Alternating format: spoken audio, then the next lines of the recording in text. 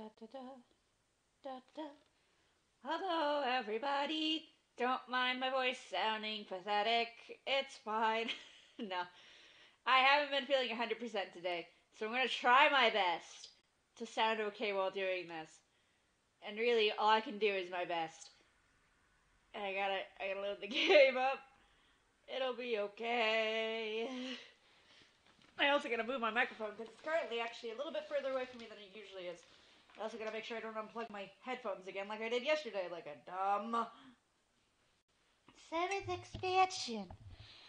I also may be clearing my throat a bunch and sounding dead. Woohoo! Ha ha! And we're gonna continue on to chapter 2. Going from chapter 2. Hilariously enough. I didn't plan for that, but I'm glad it worked out that way. And we viewed all the tips, which was the whole is there really a Shion and the Ancient War Cafe, and how there was a guy who apparently went through with a goddamn camera taking upskirt shots of these young girls for shame. Don't ever take people's upskirt shots. Don't be a dick. Listen up, everybody. If you don't take cooking seriously, somebody's going to get hurt. This is part of your education as well, so don't fool around and do it seriously. I wish we were taught more about cooking in school. I'm thankful I had a mom who, was really adamant about making sure I knew how to cook food and stuff. Cause, I meet people nowadays and they're buying nothing but junk food and stuff, and they're like, oh yeah, no, I just always expect my parents to make food for me. And it's just like, did your parents never teach you how to cook? My mom's adamant rule to us was that she was going to make us reasonable people of society. Learn to cook. More than just mac and cheese. Make actual meals. Learn how to properly cook chicken and hamburger. And grilled cheese sandwiches. Because it's actually surprisingly easy to fuck up a grilled cheese sandwich. Lazy, yeah. Wafted through the class in response. Half the school day today was going to be home economics class. The plan was for everybody to make curry rice and give it to the forest rangers who let this building be rented out as a school. That's nice. If everybody were making curry in the same pot, it would have been more of a party-like atmosphere, but this was school after all. Excluding the youngest students, each one of us was going to be making our own curry, with the results being judged. Alright everybody, it may be that nowadays curry is an easy meal anyone can make, but its roots in traditional Indian cuisine. Even though we've altered it a bit in the Japanese style, it's still instilled with the knowledge and culture of ancient India. Absolutely do not neglect that fact. I'll have words with anybody who doesn't take this seriously, so be prepared for that. I feel it's important to mention that the teacher's obsessed with curry and it's something covered in the anime a bit more. Because the teacher's great. I love the teacher. I love Miss Chie. She's amazing. She's hilarious. Yay! Home economics! I love home economics. It seemed like a needlessly passionate sermon on curry. Well, whatever. It's rumored that Chie-sensei has devoted her life to curry. She'll probably be a pretty strict judge. As long as you're not failing, your grade in home ec doesn't matter, really. It doesn't really matter. It doesn't really matter at all. I wouldn't say that if I were you. The teacher's a tyrant when it comes to curry. What the heck does that mean? A curry tyrant? A turry tyrant. Turry tyrant. It's a turry tyrant! Quick, get out of here! Never heard of that before. You see, our normal mild-mannered teacher, for some unfathomable reason, is a stickler for curry. Unyieldingly so. Yeah, it's said that every year she goes on a journey to India to research mythical curry. What the fuck would mythical curry be made out of? Ancient meat, ancient potato, ancient carrots, ancient onions. This is just a rumor, but it seems she eats curry 3 meals a day. And if she occasionally has something else, it always has to be curry flavored. That's not unyielding, that's unnatural. Is she part of an evil cult or something? Besides, doesn't curry top the list of when it comes to junk food? Curry 3 times a day is just weird, nutritionally speaking, and... Ah! Thug, thug, thug. Embedded in the wall, right by my fingertips, a chef's knife, ladle, and spatula hummed gently as they still quivered. Mythical mystery meat for curry. What would the mythical mystery meat be? Would it be bison? No, it'd be cow. No, it can't be cow because Indians worship cows. It can't be cow. So it can't be beef. Chicken, maybe? The teacher, while still mixing her own pot, was looking this way, smiling. Kitchen! If you say any more, you'll be sleeping with the fishes! Saying even a little bit more would make my situation a lot more dire. Just make the fucking curry. Yeah, just be more serious and make your curry properly and everything's good, right? I don't think it's going to be that easy today. Look, Mi-chan is... It's written all over her face. If the playing field is even, and we're being judged, there's no way this wouldn't turn into a competition. It looks like we're all on the same page. It's a cooking contest! In which point, Keiichi's gonna lose, because all he knows how to make is fucking goddamn cup noodle. I knew it. There's no way Mion would leave such an enticing event alone. How shall we determine the victor? By how the teacher judges it? As if saying, but wait, there's more! The teacher reappeared with the principal in tow. The purpose of today's event is to show appreciation for the people at the forestry service, so they'll be judging the results with me. Yep, your teacher and I, as well as 5 people from the forestry service, will be judging your cooking. Good luck to everyone! Even the principal. Looking around, it seemed like the interests of everybody in class have been piqued. Don't pat his head. Whatever you do not pat the principal's head, and it'll all be fine. So that's what's happening. This isn't going to be just some casual curry cook-off. Rena is good at making curry. I'm not going to lose today. I also make a pretty mean curry, but I use a curry cube for that, and it's still pretty damn good. My grade is cooking in a group, so I'm together with Rika. That's unfair. I'm pretty sure that Rika is good at cooking. She is. Ooh, burping. Now I'm craving curry, but I already have my dinner. My curry is so tasty it'll send shivers down your spine. What about Mion? She doesn't seem like she's too good at cooking. Her type has always been bad at this kind of stuff, but Mion continued to look unconcerned. I'll tell you what Kei-chan is thinking right now. Mion is definitely bad at cooking. Am I right? I don't like the way she said that. It couldn't be. Mion couldn't possibly. At that moment, the teacher's whistle sounded. Alright, everybody, are you ready? Be very careful with the knives. Start! The call to arms had sounded. You gotta make sure you have vegetables. You have vegetables. Camping veteran? Keiichi, there's no way you're a fucking camping veteran. That's bullshit and you know it. You gotta make sure you have potatoes, you have a starch, and then you have other starchy foods that soften really well, but can still stay kind of firm when cooked. So potatoes and carrots. I mean, they suggest onions, but I don't like putting onions in mine. It's pretty much all I put. I put meat, potatoes, and carrots. And sometimes if I'm not even feeling meat, I just put in carrots and potatoes because they're good starches. Put the rice into the canister, push your palm to the bottom, and fill it with water just above the wrist. Are you alright with only that much water? If you don't put in more, it could be bad. Filthy liar. If I put in any more, I'll be just left with half-cooked porridge. Sadako, if that's meant to be a trick, it won't work. I'm used to cooking rice with these utensils. First, it starts to bubble, then the steam starts to puff. And don't take the lid off no matter what. Keiichi-kun, you're amazing. That's a little unexpected. Did you learn this at summer camp? My dad really likes to go camping, see? Whenever summer comes around, our family goes a lot.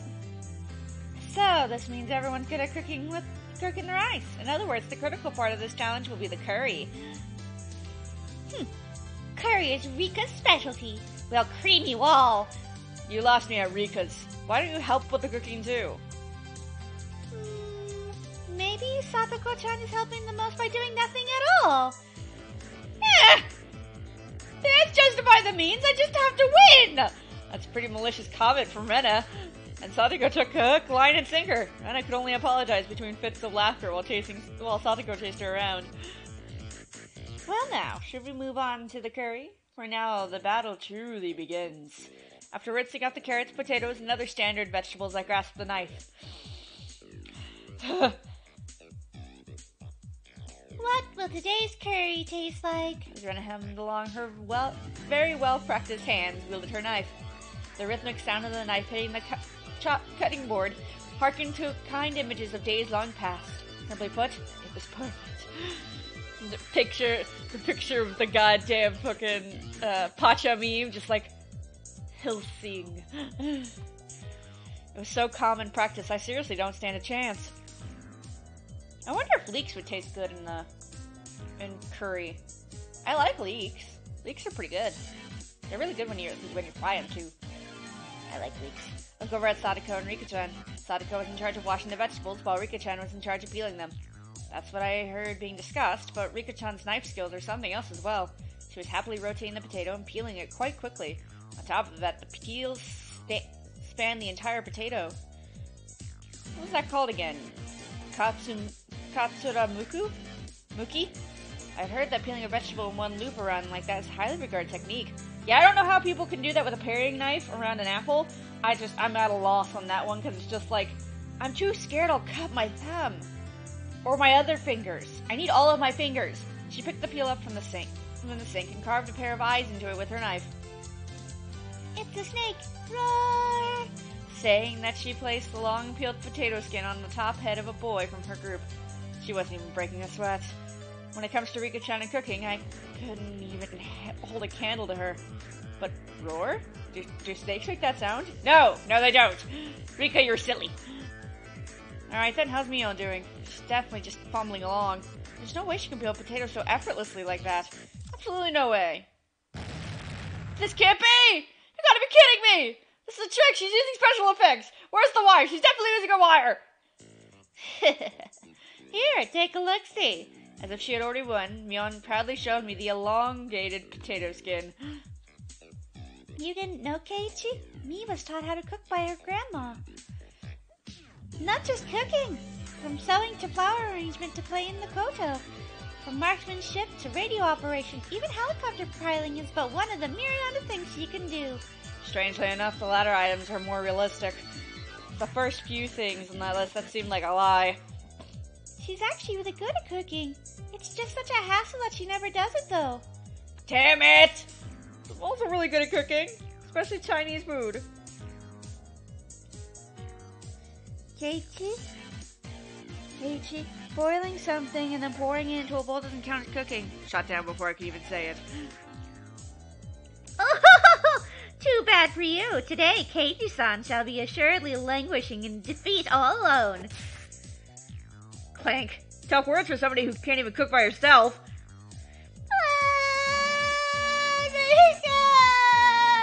There. I'll destroy Keiichi for you. Rika! Doesn't look good. Everybody's smirking at me. Don't raise the white flag yet, Keiichi Marubara. Don't throw away this match. Calm down and think. Need my ice pick. Not about how to peel those potatoes as well, but about how to win this challenge. There's too many people watching. I'm going to work at another sink. Saying only that, I gathered up all the vegetables and left that spot behind. Will Keiichi-kun be alright? I'm worried he might cut himself with his knife. Let's see what Kei-chan's doing.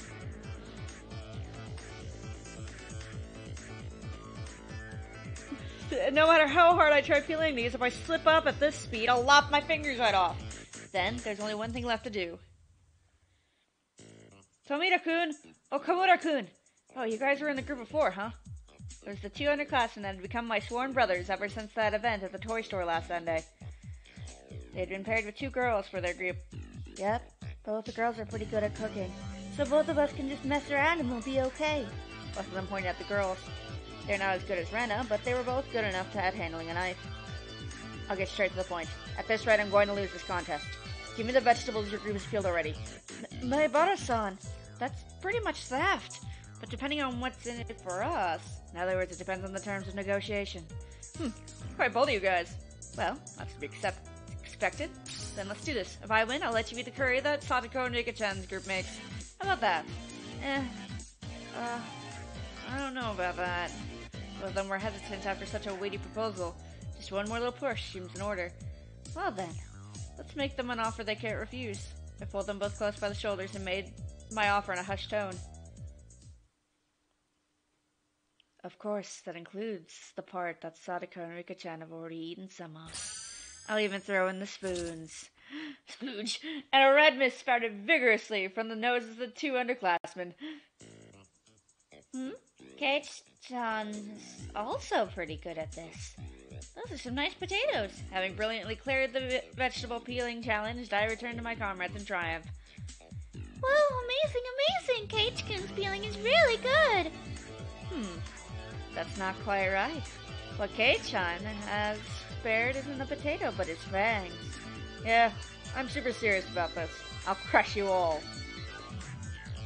Having finished with preparing the vegetables, next is to boil a pot of water, then add the vegetables in order of which takes the longest to cook. I learned this part from my mother when we went camping. But just cooking in order probably won't garner a lot of points. Nor Rena, she had a variety of vegetables cooking together in a delicate balance. She wasn't being ambitious or calculating a way to win the game. She was making delicious food with a mother's touch. I have a feeling that I could somehow compete with Mion in terms of technique, but I'd be no match for Rena. She was way out of my league. When my mother makes curry, you see, she always uses lots of ingredients. That's why Rena's curry uses a lot of ingredients as well. I really wanted to take all night and stew it nice and slow. Oh. I beg of you, will you please help just a little with my curry? No. No. This is one of our club activities. Rena won't lose. Ugh. She enters club mode. Even the normally kind Rena becomes an enemy. No. Okay, you're so silly. Looks like Rika-chan is cooking apples as well. Ugh, she's like a pro at this. Apples and curry? Is that a good idea? Are apples good in curry? What about Mion? What? Mion, you! What the heck is that? Where did you get the meat from? I predicted that we would be doing today by looking at the schedule, so I prepared accordingly. My curry is going to be marvelous. Upon closer inspection, it looks like Mion bought her own vegetables and spices and other ingredients. They're spread all over the place. Mion, just for today, you bought all this stuff from your house. You bitch! Objection! Chie-sensei, there's no way this is allowed, is it? Objection overruled. As long as it makes for delicious curry, anything goes. Ugh, for the normally serious teacher to go so far as to apprehend a star to the end of her sentence. Just as the rumor said, she's a through curry freak. Rena and Rika-chan are naturally gifted chefs. I've come with thorough preparations. And, Kei-chan, what about you? It's hopeless. In the grand scheme of cooking, peeling the vegetables is only a small part of it. The hurdles I must overcome are just too numerous and too high. My Bada-san over here! Turning around, I saw voices calling to me belonging to the two underclassmen from earlier, Tomita-kun and Okamura-kun. What's up, you guys? What's up with that pot? Is that from your group? Switch this with your part before somebody notices. I think that the curry the girls from our girls made, at least, is better than what you could make. Oh! Oh! You guys, for me? Don't get the wrong idea. If you don't win, then oh, that's right. If I don't win, then talk of eating Sadako and Rika-chan's curry goes right out the window. Seems like you guys are getting riled up about this too. Sorry, I'm in your debt. But I'm surprised the girls in your group agreed to this. Maibara-san, we're also serious about this. Filling in on day-to-day duties 3 times.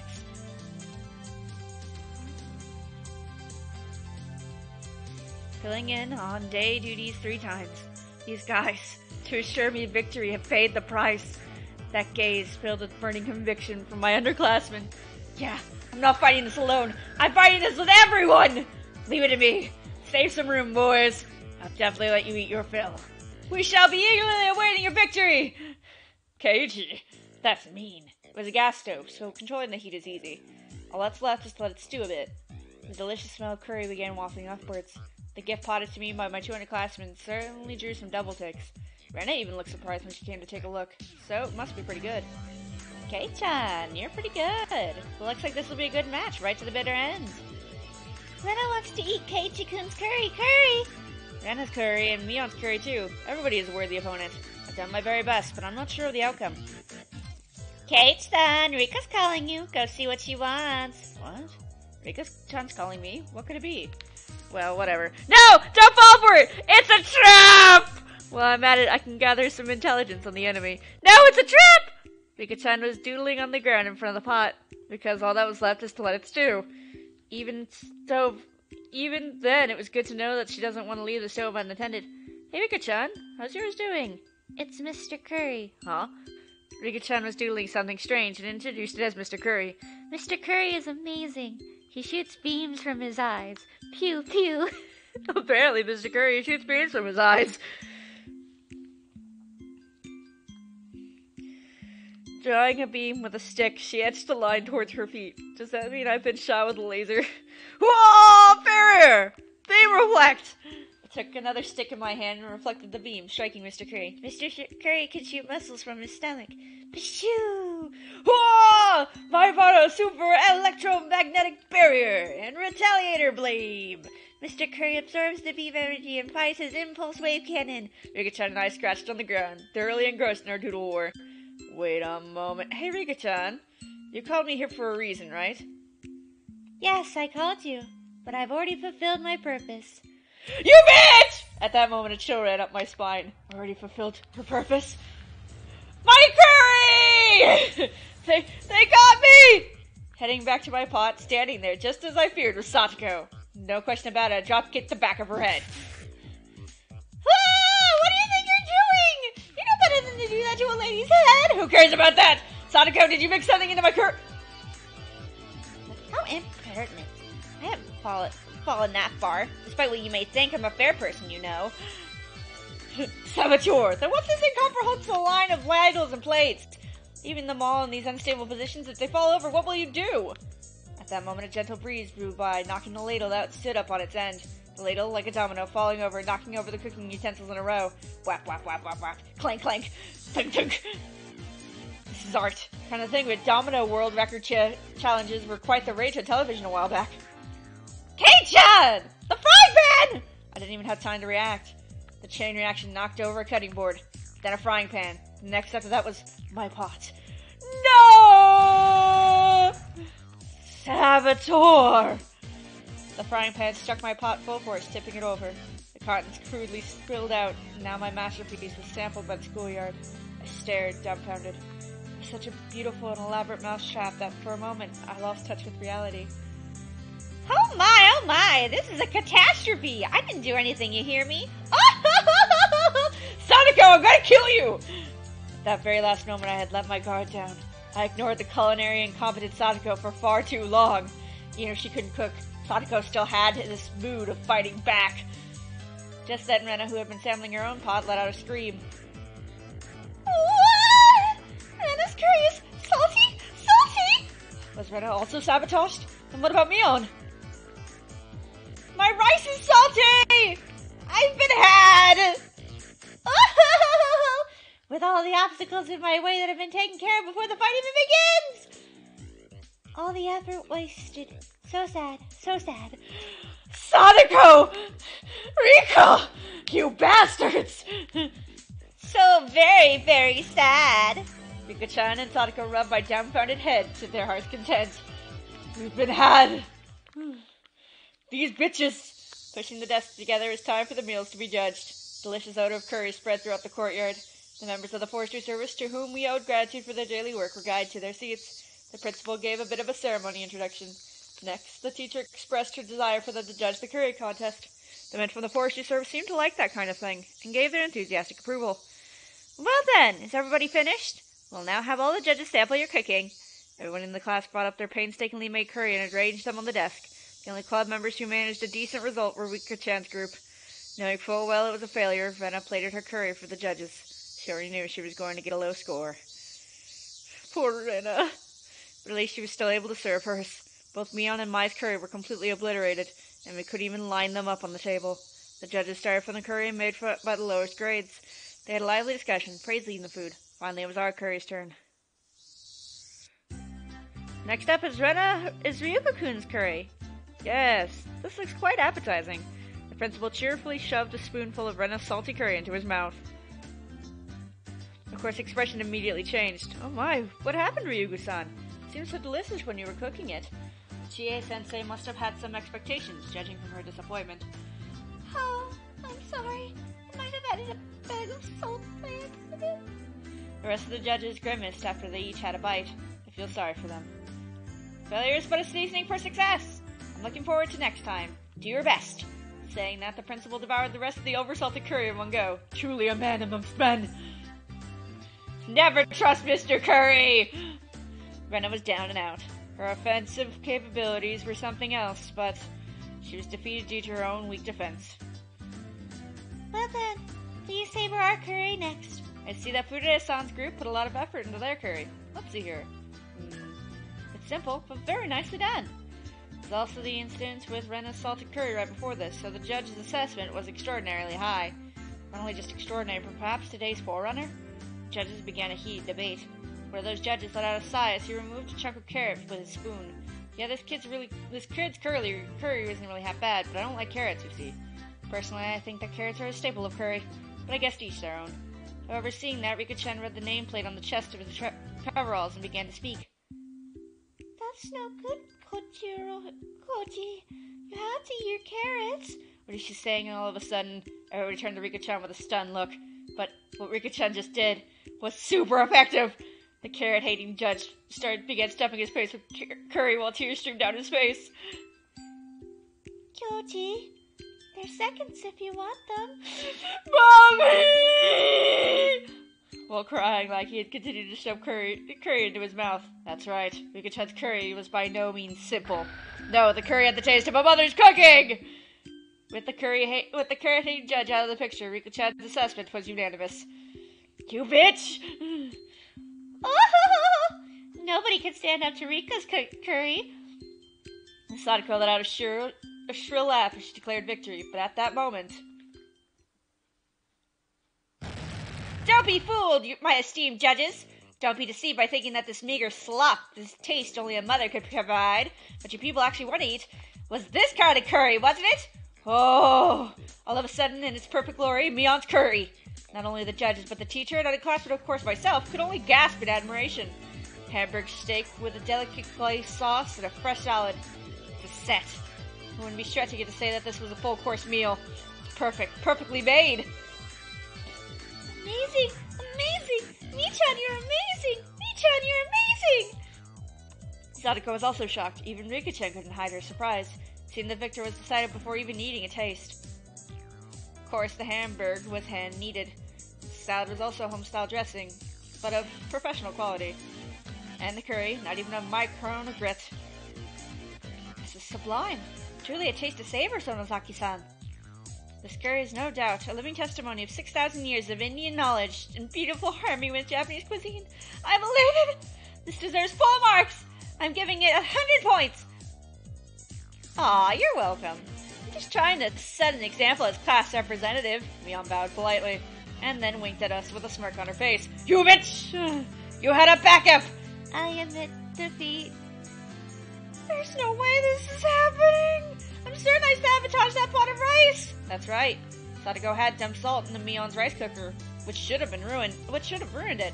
That moment it hit me. I swung back towards my own canister. That's why! At some point, my cooking canister had been opened, its contents completely emptied. This bitch! Damn you, Mion! You used my rice! That's not fair! Hand over half of your curry! Mion clucked her tongue and waved her finger at me as a smirk washed over her face. You bitch! Well there, Kei-chan, you're not taking this seriously enough. You gave up at the last moment. I didn't. That's the difference between us. As soon as you gave up, it's all over. Ugh! I couldn't even properly voice my shame. You bitch. Mii-chan, I feel sorry for Keiichi-kun. Just give him at least a little. It's fine. It's a lesson. Kei-chan, just learn that you shouldn't give up on a contest until it's all over, right? It loathes me to say it, but Mion's right. To give up so quickly on the match was my own folly. For Mion to have brought it to my attention, I should actually be thankful to her. Well then, does that mean that even in this situation I shouldn't give up? My curry was overturned while it was still in the pot. I don't have any rice left. How in the blazes am I supposed to lose hope in this situation? Maebara-san, Tomita-kun, and Okamura-kun suddenly reappeared. Damn it. I can't look them in the face! Even though my protégés had tried so hard, I wasn't able to meet their expectations. It was an accident. There was nothing you could do. Both of them were dejected. I couldn't accept defeat so easily. I was their senior. What would I do? What would I be if I didn't pick up the broken pieces of a dream I had showed them? I just learned it from Mion just now, didn't I? Don't throw away the contest. Not until the last moment. Think, Keiichi, might about to think. Not about how to make curry. Or about how to win the match. Ah! I had an idea. I didn't think it could turn the tables, but it was better than nothing. Tomita-kun, come and wash your hands. Help me out. Okumura-kun, there's something I want you to find. Okay, gotcha. Both of them disperse after receiving their instructions. Oh, how's Kei-chan going to flounder about at the end? Why don't you show me? Nobody likes a stubborn fool, you know. Shut up! Just sit there and watch the last card I have to play. First off, Mion, I'm taking some of your ice. I won't let you say no. I don't really care. It's salty after all. It's okay if Rena helps too, right? Keiichi-kun is in trouble right now. Hearing you say that is very reassuring. Well then, Rena, go make some tea. Oh? He doesn't trust me. Next, Sadako. Also Rika-chan. I challenge you to a side bet. What did you say? We'll listen to your request. This is my duty to my two proteges who said blood, sweat, and tears for my sake. Sadako, Rika-chan, if I receive a perfect score, I'll be taking your curry. Nothing for you to eat. You need to know when to stop joking around. I'm giving a big no to that. No, it's alright, Sadako. Take him up on it. Firmly patting the top of Sadako's head, Mion said that those words with all the gravitas of a club president. You handicapped him this much, didn't you? There's no way he can make up for that. So, meet him head on. No matter how hard he struggles, he's not going to make a comeback. Right? That may be true, but I don't mind. Keiichi, go for it. Yay! The judges, seemingly growing tired of sampling the various curries, were debating each entry. From what little I overheard, it seemed that Mion's impending victory was not in question. By the way, what happened to Mayabara-kun's curry? I still haven't tried it yet. Yeah, the pot with my curry, it fell over. Is that so? That's a real shame. I may have lost my curry, but that doesn't mean I've lost this contest. Have everyone singing my praises. My combative posturing had drawn the attention of all the judges. First of all, just be quiet and eat these, please. I'll listen for your complaints after that. This is my cooking! My Barakun, that's... onigiri, huh? The judges smiled wearily at the simple fare that was quite in contrast to the preceding bravado. The curry is in the spice balls! That is awesome! Rena poured the tea in a cup she had brought over into the break room. He's making a mockery of this. Look! There's not even any filling! There's nothing more than salted onigiri! It's not even worthy of being called a contest anymore! It's true, the amount of salt would be a little much, but... Rena's expression told me that she thought this was a great idea, but it might not still be enough to win the match. Mayabara-san, is this really enough to make a comeback? Gentlemen, you did well. It's alright. Just watch. Judges were chewing into their mouths full of tea and sipping at the tea. Nobody singing praises or awestruck. They were just quietly chowing down. It seems that Kei-chan has learned how to use some rather underhanded tricks. This might be difficult. Yeah, that's right. Rena understands that now, too. What do you mean? Why is everybody just quietly eating that much?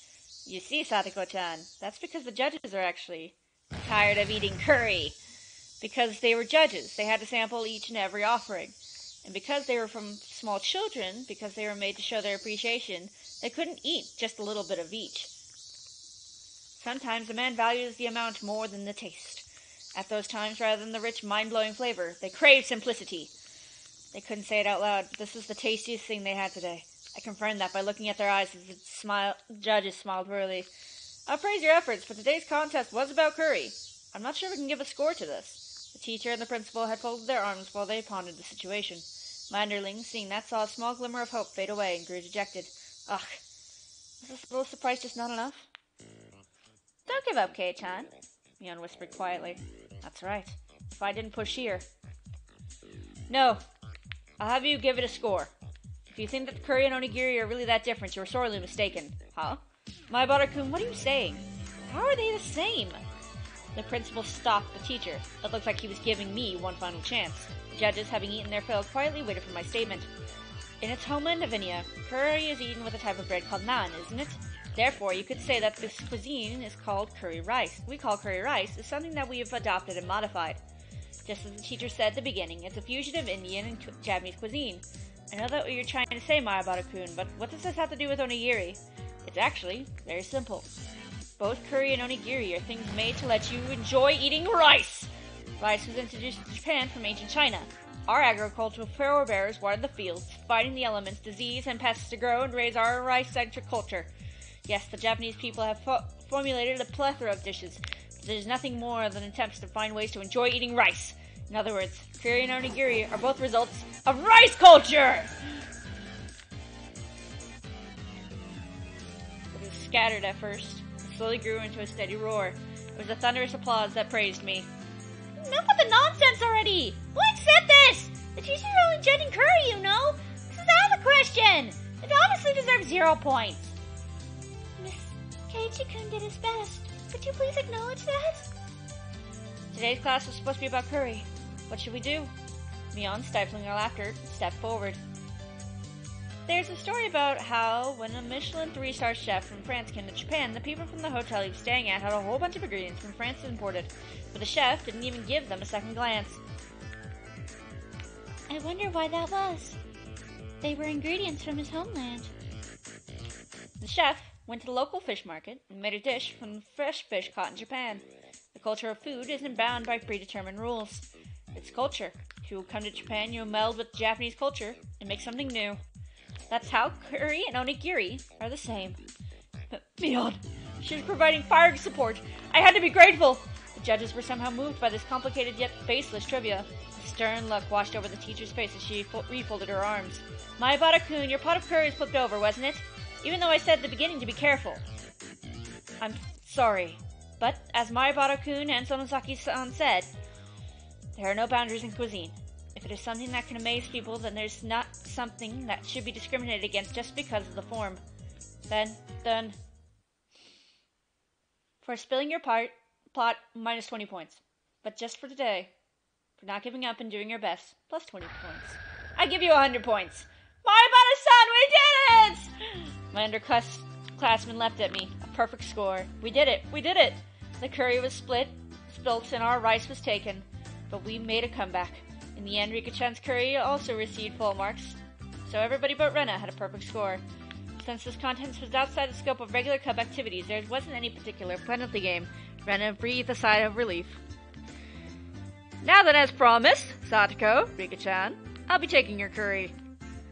But that means we won't have any lunch! Ah! Sadako stomped angrily at the ground in frustration, but the price of defeat was absolute. Is what I wanted to say, but I'll show you some mercy. You can eat half. Thank you, Keiichi. My two protégés peered over from the sidelines, tears of joy streaming down their faces. We exchanged glances that would only be understood amongst men. We did it, Mayabara-san. This is all thanks to you. We flashed each other a thumbs up. Now, I just have to give these to my pupils. I've gotten pretty hungry myself. Guess I'll have one of my onigiri. Huh? There's no trace of my onigiri. The ones I had set aside for myself included. As I peered around searching for them, the principal clapped a hand on my shoulder. When I was listening to that speech you gave, the rice I was chewing got even more delicious. Could it be that you also ate my share?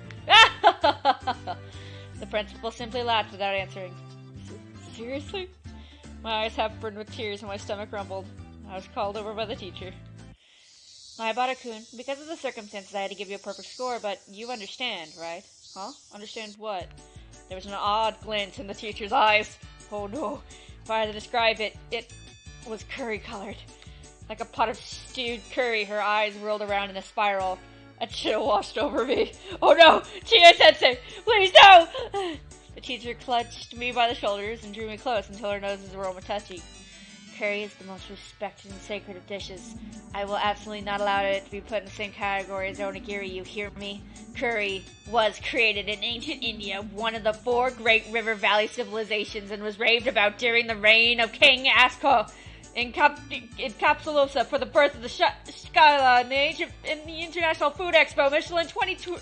Twirly, even the Eiffel Tower was picked. Shimmering curry, turmeric, whatever, you're sleeping away. Curry. Teacher, you're scaring me. Chie-sensei, stop. Please, I beg. Hey, Kate-chan! What are you stumbling around for? Cleaning up is part cooking, too. Kate-kun, your eyes are all curried. Why is that? Why? Curry. Yikes, you got him, huh? It's okay, he'll be back to normal by tomorrow. Probably. It wasn't that long before hunger brought me back to my senses. Chie-sensei, no! Chie-sensei, no! I should have gotten myself some more water before I started the stream. I have made a fatal error. In the end, all the owner gear is eaten by the principal, so I had to do without lunch. Skipping lunch, I knew knew the afternoon could be so long and painful. The feeling other than drowsiness made me space out. Are you alright, Keiichi-kun? That's why I said you shouldn't eat Rena's curry. As if I could eat this curry with enough salt in it to make my blood pressure rise just by looking at it. That's what I said, as I initially refused. I could only regret it. The hunger, the stomach ache, vomiting. This is why you don't eat too much sodium. Sodium is bad for you if it's in too much dose. Everything in moderation. Except for drugs. No drugs in moderation. Just don't have drugs. Unless it's medicine and you need it. Well, you did a great job making it through. Your absolutely hopeless situation, that is. Okay-chan, you're pretty strong when you're cornered, eh? I don't need any compliments right now. I need food. There's something for you to eat at home, right? We don't keep snacks lying around at home. I'm out of cup noodles right now. Since you're enduring the hunger so much right now, I'm sure tonight's dinner will be really tasty. I had absolutely no intention of laughing along. Well then, I'll take my leave. I have my part-time job again today. It's really rough when you're not used to the work. Ah, that job at Angel More, your family's restaurant, huh? That uniform is somewhat stimulating. How? Being a waitress really is hard work. Michan is working as a waitress? Really? What kind of place is it? Oh. No, I'm working at that toy store. Working at the toy store from the other day. Shiona's the waitress. Ah, my bad. I completely forgot that's how it ended up being. I'm sorry. You guys look so similar, I mixed you up. Keiichi-kun, who's Shion? Rena asked the obvious question. Mion's younger twin sister. She's got a different personality, but she's a dead ringer for Mion. That's right! We look similar, but only our personalities are completely different. I'm very kind and thoughtful, and Shion has a cold and scary personality! I think that when you guys were born, Shion got all the feminine aspects. Unlike Mion, she's a cute and cheerful girl. Kei-chan! Rena interjected as her eyes darted back and forth from our exchange. Is that true? Rena's never met her. Michan, did you ever tell me you had a younger sister? Shion's existence had already been exposed as a cover-up. I couldn't help Mion out there. I could only have her and Nasrad. Oh yeah, I still haven't introduced you to her, Rena. My younger sister's name is Shion. I don't know. I didn't ask. I never met her when I went to Michan's house. Yeah, that. You know, I'm the only one that lives with Granny. Shion lives at the family home in Okiyamiya. We're not that close, so yeah, she doesn't come over here too often. Rena's face indicated she wasn't sure if she was convinced. She was usually a bit of an airhead, but she was unusually sharp when it came to this kind of things. Well, it's not a lie, please believe me. She said, yeah, I believe you. As she said, yeah, I believe you, a smile suddenly blossomed on Rena's face. Rena wants to meet her. I'll go and see her sometime. What store is she working at? What store? That is... she's getting more tangled up in her little web. I could tell that Mion was getting increasingly frantic. I wanted to help her out, but it was hard for an outsider to butt into family issues. Sorry. I have to get to work. Later. Rena, Kei-chan, see you tomorrow! Bye! I'm outie! 5,000! Unilaterally ending the conversation, Mion headed home. No matter how you look at it, she was running away. We just labeled this one as an emergency escape. Michan was kinda cute. I wonder why. Then I giggled in amusement.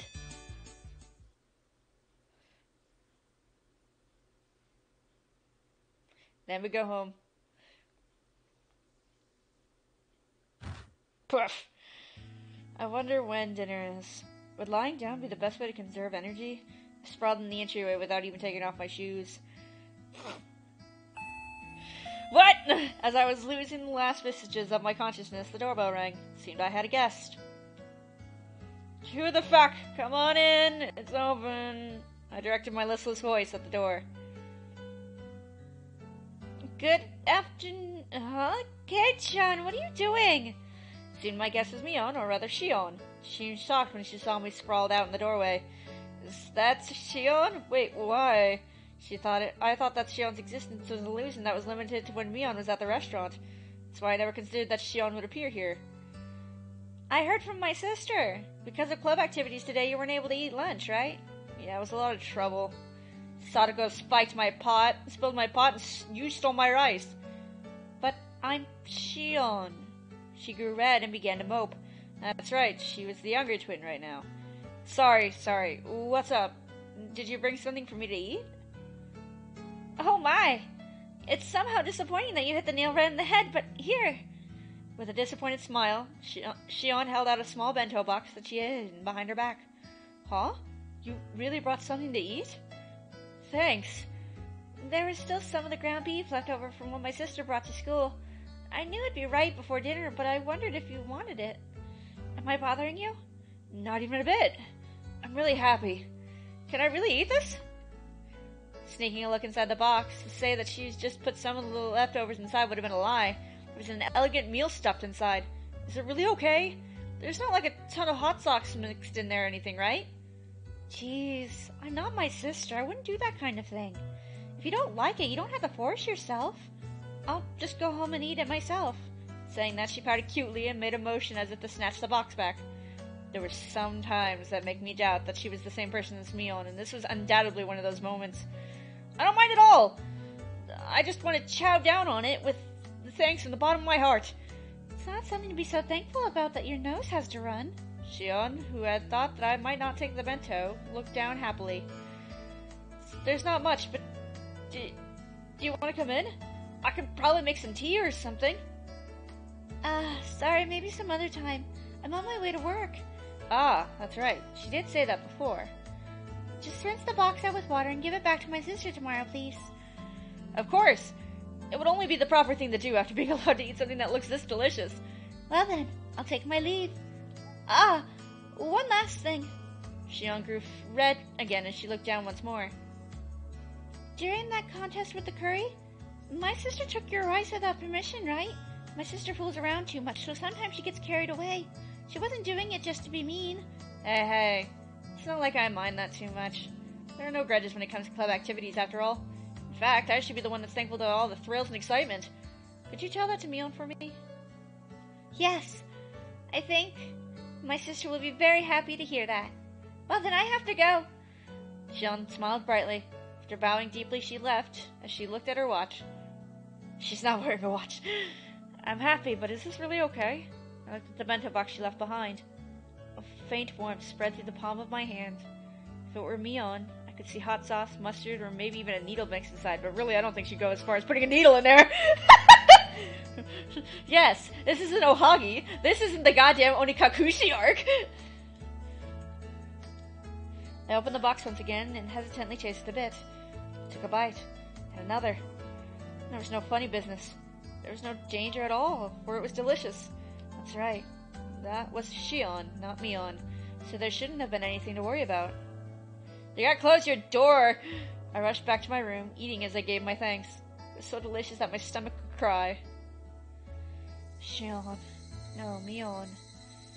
When she heard I was so hungry I could die, she brought this over to me. It was delicious to the last bite.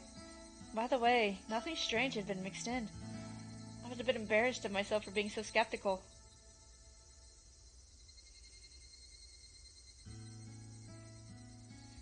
Aww.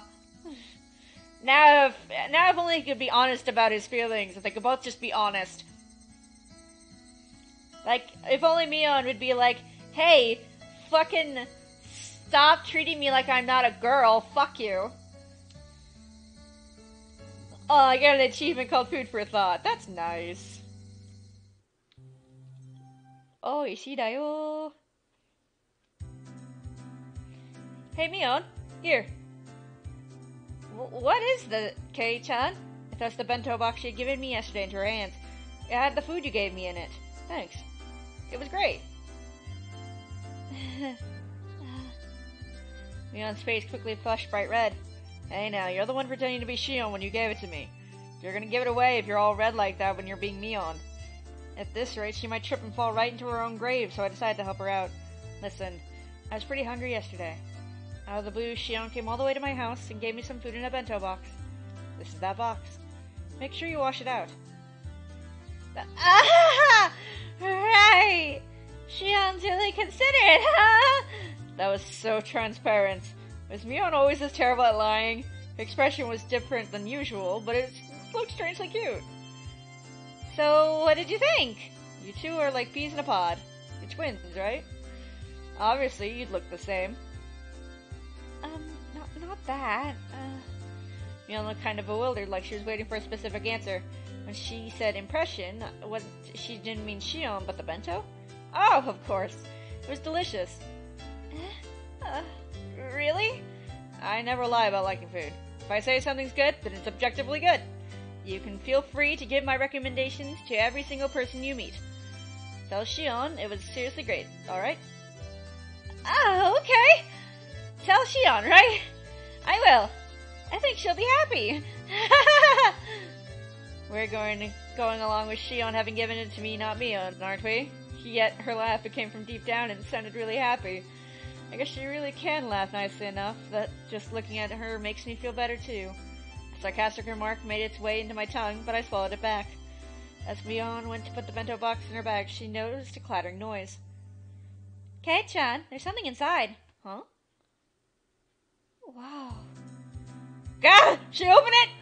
The thing inside was a little embarrassing, so I wish she hadn't opened it here. Panicking, I hid it with my hands. Well, my mother told me to put them in this thanks. I didn't come up with it or anything. Don't get the wrong idea. It's not like I like you or anything, baka! So pretty. Candy. There's a handful of candies neatly wrapped in paper inside the sparkling clean bento box. When I was cleaning the box out yesterday in the sink, my mom came over and interrogated me, and I fessed up to who gave me the food.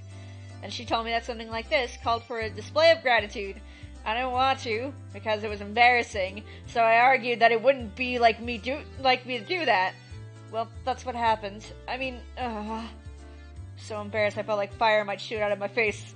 Mion laughed the whole thing off, like she usually did would be fine, but for some reason she was staring at the candy in the box of fascination. Thank you. Don't thank me. Thank my mom. She put them in there. Besides, you're not the one I need to be thanking, right, Mion? Those are for Shion, okay? Ah, right. You're right. Okay. I'll be sure to tell Shion. I just know she'll be happy. Mion looked a little downtrodden and put the lid back on the box. Seems like I ended up saying something a little mean at the end. Damn it! Keiichi, you're a fucking moron! Mii-chan, you look sort of cozy today. Did something happen? Did it? Perhaps she caught a fever? The red in her face is probably due to the increased body temperature. Hey, Rika, why are you petting my head? 'Cause you're an idiot. Satoko, I'm sure you'll be able to catch fever soon enough. Pet, pet.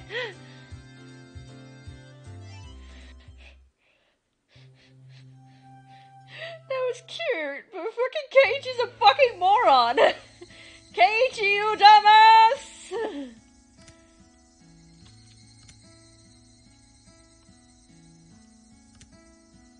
And then we continue on to chapter 4. I might have explained this before, but physical education in my school is really just exercise and disorder. After some random warm-ups, the rest of the time is spent doing whatever. You're free to cause a ruckus or just fall asleep. I'm not really sure, but doesn't the Board of Education have some sort of curriculum for this? Something like when you're this old, you should have this amount of physical ability? I have no idea what you're saying, Keiichi-san. It's really rather difficult to understand. Well, you see, it's something like a rule for teachers to follow during class. Maybe your weakling city folk need something like that.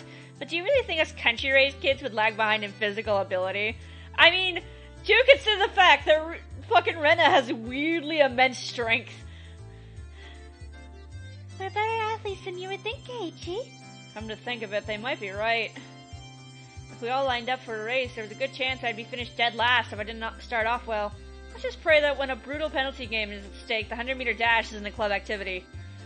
On that note, I watched too much television, so I'm fantastically tired. I'm going to be using this time to catch up on my sleep. It's 4th period and I'm completely starved. If I don't sleep now, when will I ever? As I began to sprawl on the top of a pipe, Mion grabbed me by the collar. Gah! Tisk, tisk, tisk. Do you really think I let you sleep in peace and quiet? With that look on your face, it'd require more courage to try and take a nap than not. Good grief. Which means, is it going to start again? Now! Just killing time with idle chit-chats until the bell rings is impossible for us hot-blooded youth, isn't it? Shall we start a club activity? Of course. Just as I thought, it's come to this. What's today's game? Now that this is happening, taking a nap is impossible. Not just that, with the sleep-deprived head of mine, I'm good as meat. I have to get my brain into gear. Rena thinks that we should decide what today's penalty game should be before we start. Rena knows what's up. I've prepared something super special today. She began to announce the cruel penalty game with a grand spinning flourish. But before she could do with that... I'm sorry. I have something that I wanted to do. Of all the people, it was Rika-chan announcing her non-participation. Even rare events do eventually occur. Losing her timing, Mion spun like a top as she tumbled to the ground. What? Huh? What's the matter? Are you not feeling well? Oh, that's right! Mii-chan, she has to practice for the Watanagashi! That's right! It's the Sunday! Rika's in the middle of super serious training right now! I've been working too hard lately, so my arms hurt. Ah, I see. Well, there's nothing that can be done. There's no point in doing anything if we can't get everybody together. Today, let's just take it easy. I'm very sorry, but I'll try my best. Yeah, good luck! We'll be cheering you on! When Mion announced that today's club activity was cancelled, Rika-chan and Satoko headed off behind the school building. Only I was left completely alone, completely clueless as to what everyone was talking about. What was that about? Is Rika-chan training for a competition or something? Oh, Rika-chan is the shrine maiden for the Watanagashi, so she has to perform a ritual dance. It's practice for that. Why don't you explain things in order? First of all, what is this Watanagashi? Second, what do you mean by shrine maiden? Last, what do you mean by ritual dance? Huh? Didn't you get the notice at your house, Kei-chan? Wasn't it written there? The Watanagashi festival is this Sunday. Huh?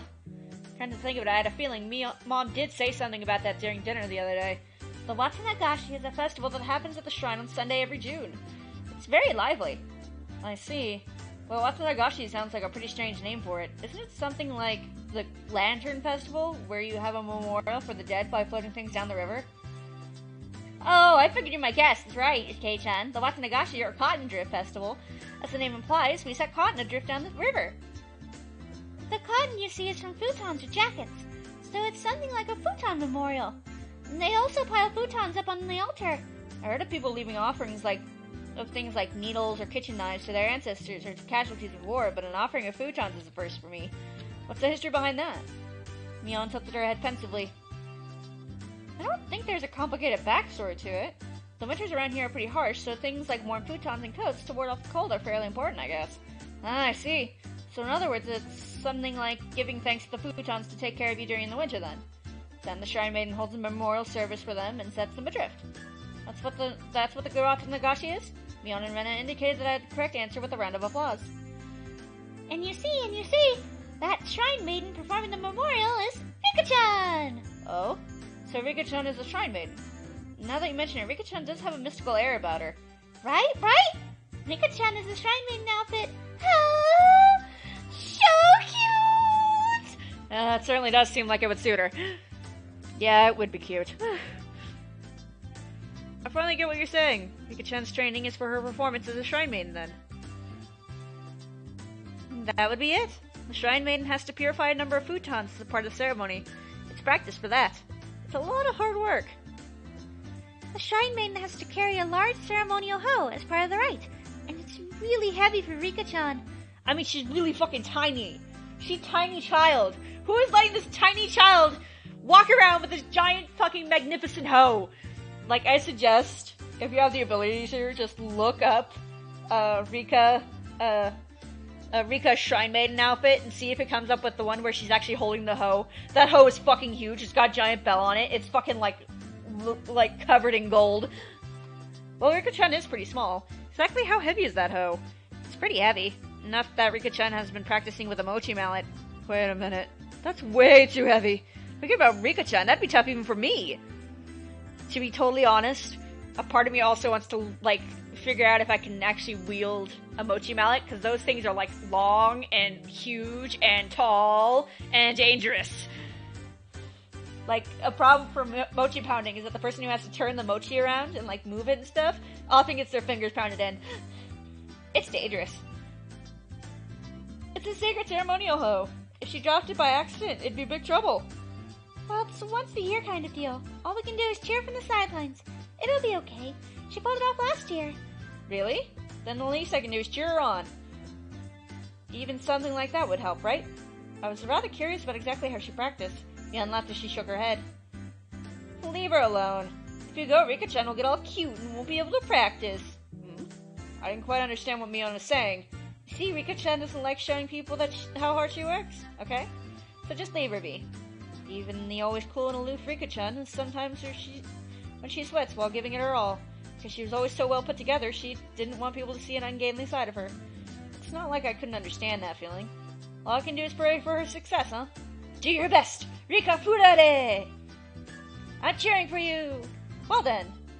I climbed up on the pipe and plopped down on my side. I'm sitting on a roof and sleeping. Hooray, hooray, Rika-chan! In order to transmit more of my psychic waves of encouragement, I'll be entering a meditative state now. So you're just going to sleep after all? Mion punched me from the roof. She jumped up on the pipe and punched me. What a bitch! The lackadaisical noontime ended up giving way to mind-numbing afternoon classes. Rebounding from yesterday's hunger, I ate too much for lunch today, leaving me in horrible condition. Oh, I might have gorged myself a bit too much. I'll have to endure afternoon classes. Oh. Keiichi-kun, you had an amazing appetite today! Yeah, no, it was bad. Basically, you always eat like a pig, but today was a whole different level. Yesterday I skipped lunch, right? That hunger just soaked right in. This time, no matter how much I ate, my hunger knew no bounds. You know when you go to a buffet, and your brain's like, hey, let's eat until we can't eat anymore. That's pretty much what Keiichi did, and that's what I always do when I go to a buffet. I have to stop myself, because I'm like, it's especially how I am with spaghetti. It's just like, I will eat this entire pot of pasta. I will do it. I shouldn't, but I will. And it's just like, I don't know why I'm doing this to myself, and I always feel sick afterwards. I get you. But really, Kei-chan, you always finish your lunch down to the last bite. Heck, even down to the last grain of rice. With food, you show your appreciation for a person who made it by eating it, you know? If you leave any behind, it's rude to the person who put in all the effort. Hearing that, Mion's eyes momentarily widened in surprise, followed by a cool laugh. Kei-chan, really? At first glance, you seem unruly and irresponsible, but you're actually pretty conscientious. Well disciplined or something like that. Yeah, Rena thinks so too. Keiichi-kun is a lot kinder than he looks. Both of them were probably trying to compliment me, but I had a strange feeling I wasn't being complimented at all. That's not true. I just wanted to say that there's a big gap between your appearance and your personality. And I'm saying that's not a compliment. Hey! Sonozaki-san! Nobara-kun, we're in the middle class! How far did you get, Sonozaki-kun? Bring your notes up here. Startled, Mion vocalized a rather easy to understand utterance. She was so enthralled in conversation he had stopped working completely. Doing alright. You haven't progressed at all. You're in the highest grade, so you have to shape up. I actually need my water. I need to get more water. I ran out of water. It's kind of a problem. I also need to go get my other ice pack, because my head's still hurting. So I'm gonna be right back. Hi-ya-ya-ya-ya-ya-wah! I'm gonna be talking the entire time while I'm getting up and doing this. So I'll sound echoey for a little bit, but that's okay. That's kind of like how I was in class. I'd pay attention enough that like a teacher would notice I wasn't paying attention, but I was paying attention by doing things teachers hated that I could do. Like I'd draw during the middle class and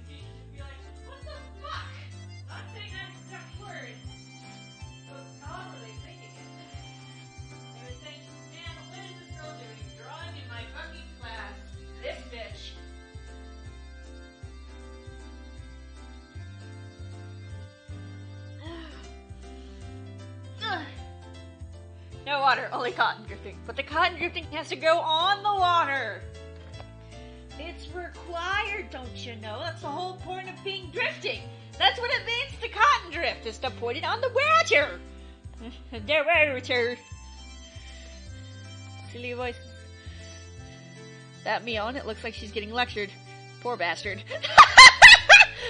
Appearances can be deceiving, in other words. Actually, appearances might be the opposite of reality. You say some interesting things. Responding to Rena's seemingly profound statement, I turned my gaze to where Satoko was happily studying together with Rika-chan. Are you saying that brat Satoko is actually really meek? If I went by what Rena literally say, that would be the case. I could hardly imagine Satoko being meek and gentle like a girl in some fairy tale. Sadako-chan's been rude lately, but it's just a while ago she was pretty different. She acted really spoiled, and always... Yep. Keep this a secret from Sadako-chan, okay? That's Satoko, acting so cute. For Satoko to play coy, I think it would have to be some part of some calculated plot. Even if she was to hide behind someone, I wouldn't think it was because she was attached to them.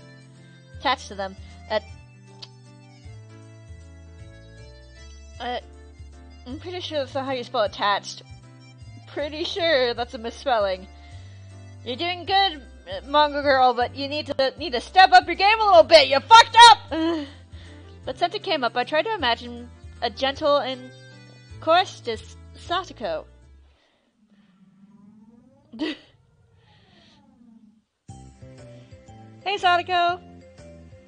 What is it, One-sama? Oni-sama?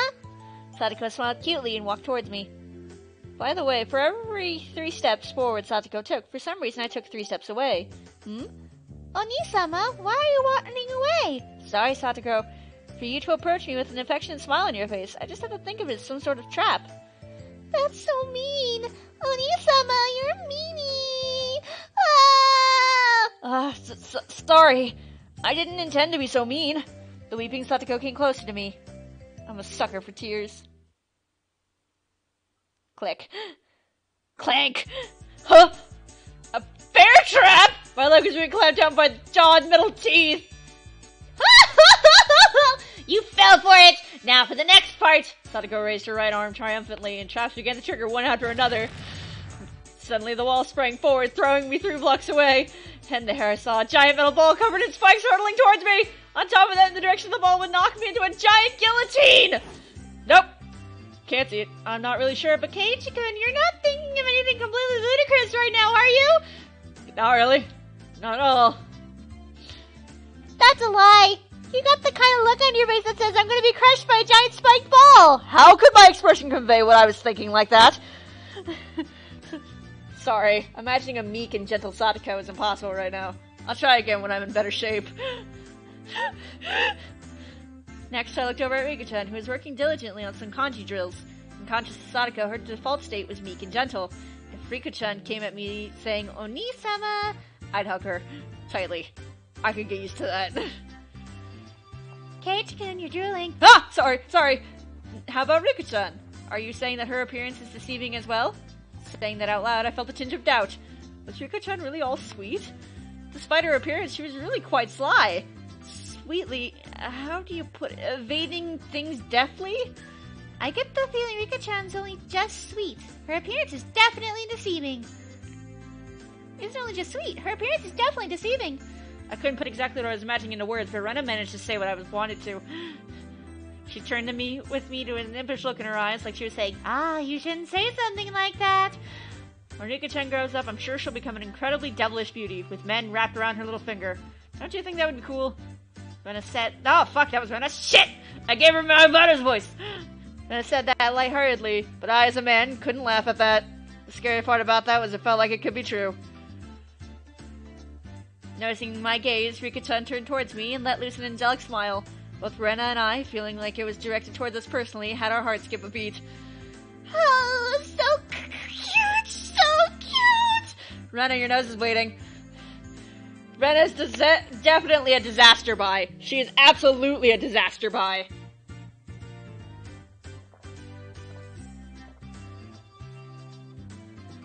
Appearances can be deceiving, huh? Burp. Then what about our dear leader Mion?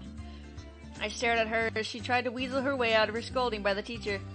By Rena's theory, that unrefined, calculating, conniving Mion had a side to her that belied appearances. And what you're saying is that Mion, despite her appearance, is actually a good person? Mi-chan is a good person. Oh, well, that is true. What I'm trying to say is... Yep, I know what you're trying to say, Keiichi-kun. Catching on that I was struggling to express my feelings as words, Rena smiled even more brightly. Know what? Mi-chan is mysterious, right? She's a girl, but it's like she's a guy. That's right. Mion is more than aware that she was a girl, but it was exactly as Rena said. When Mion livened up the mood, it wasn't as though she felt like a guy or girl specifically. Shut. 1 second.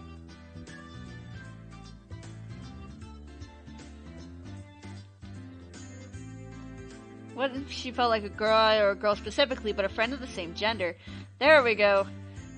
If she were a guy, we'd probably be two peas in a pod. Although it's the same way it is right now. But you see, even that, Mi-chan, is actually really feminine. Rena, how much did Mion pay you exactly? That's not true! Jeez, I'm trying to have a serious conversation, you know? Rena began to pout. Now probably wasn't the right time to joke around. Mi-chan is the club president, so you're just trying hard to lead everybody. But she's really a very cute girl. I really don't want you to forget that, Keiichi-kun. Disaster by. Whew. Rena's gaze focused off into the distance beyond where Mion was. The Mion I had met at Angel Mort was unimaginably different compared to the Mion I normally knew. Flustered and hesitant from the unfamiliar job, it was a far cry from the brash and confident Mion. Even though she had to hurry to work, she went through all the trouble of bringing me food when I was on the brink of starvation. She did so not as Mion, but as Shion. What exactly was Shion to Mion? What kind of person was Mion exactly? Keiichi-kun probably couldn't even begin to imagine. As if to say it was our little secret, Rena held her finger up to her lips as she giggled.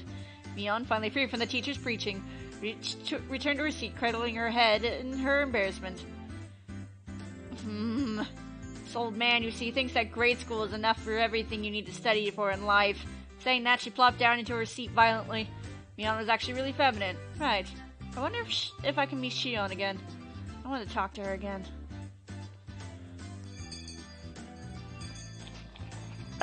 Clang clang! The principal waved around the bell that served as the school chime. The teacher rushed back to the blackboard and began to list everybody's homework assignments. Whoa! Looks like there's gonna be a lot of homework today. Gotta buckle down! Well then, that means even Rena. Huh? What do you mean? Appearances can be deceiving. Would that apply to you too? Huh? Keiichi-kun, how do you see me? How? The Rena Ryugu I knew sometimes took things too far, but was generally gentle and kind and ideal girl. Really? Then that makes me happy, I guess. If it was the opposite for what she's seen, that would make her as if you were... And if I really were the opposite? Just try saying it. I won't be mad. That's what I felt she meant. Rena is... Rena is? Even if you were the opposite, you'd still be Rena, right? The question shouldn't have been so nerve-wracking to answer. Maybe it was because the person in question was staring at me, but even saying that took a strange amount of effort. That's not fair, Keiichi-kun. It bothers me when you say it that way. Oh. Perhaps unable to endure my silence, Rena's face began to burn red with embarrassment. Rena! Kate-chan! Let's go home! Mion walked over and started to get ready to go home. Whenever school is over, she really does get noticeably more energetic. It was the same relaxing walk home as always. Digging around in my pockets on a whim, I noticed something that had been there was missing. What's the matter, Kei-chan? The key to my house I always carry around is gone. Man, where did I lose it? It's fine today since my parents are home, but still this is bad. That sure is troublesome. Did you forget it somewhere? Or did you drop it? Which one was it? Did I take her with me this morning in the first place? Huh? Kei-chan, did that key have anything that would make it stand out? Yeah, it was on a keychain. It had a blue fur seal, something I made for summer homework a long time ago. Huh? Does it have its eyes shut like it's taking a nap? Oh, how did you know? Yeah, that's it. Mion looked away and began to whistle.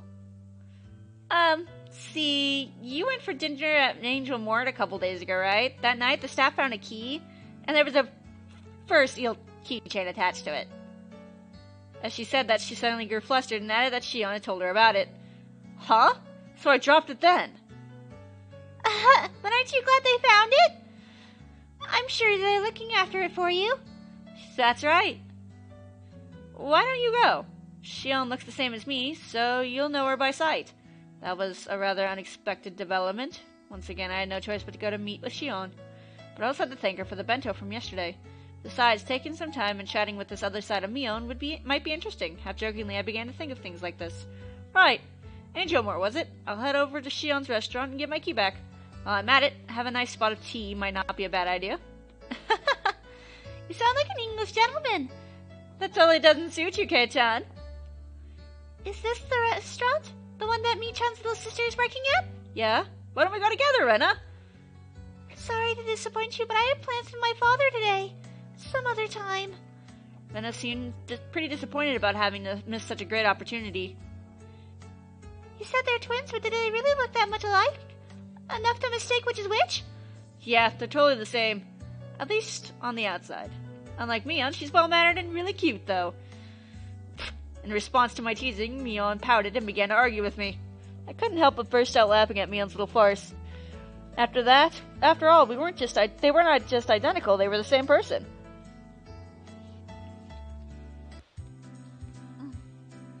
After going home, I changed my clothes and dug my bike out of the garage. Just thinking that I would be able to meet Shion again gave me a mysterious feeling. Shion, a name different from Mion. She was a mysterious and ridiculous person, believing she had fooled everyone like that. Noticing that I was pedaling along quite happily. Could it be that I was looking forward to meeting Shion? I felt a sense of giddy anticipation, like I was heading towards a new friend's house for the first time. I remember that feeling. I only went to a new friend's house once, by myself, like completely by myself, without my friends prompting. She only gave me directions. And I actually walked to my friend's house so we could play Jumanji together. It was my friend Emily from elementary school. God, it was great. Because, like, when I went over, her parents weren't home or anything, so it was just us.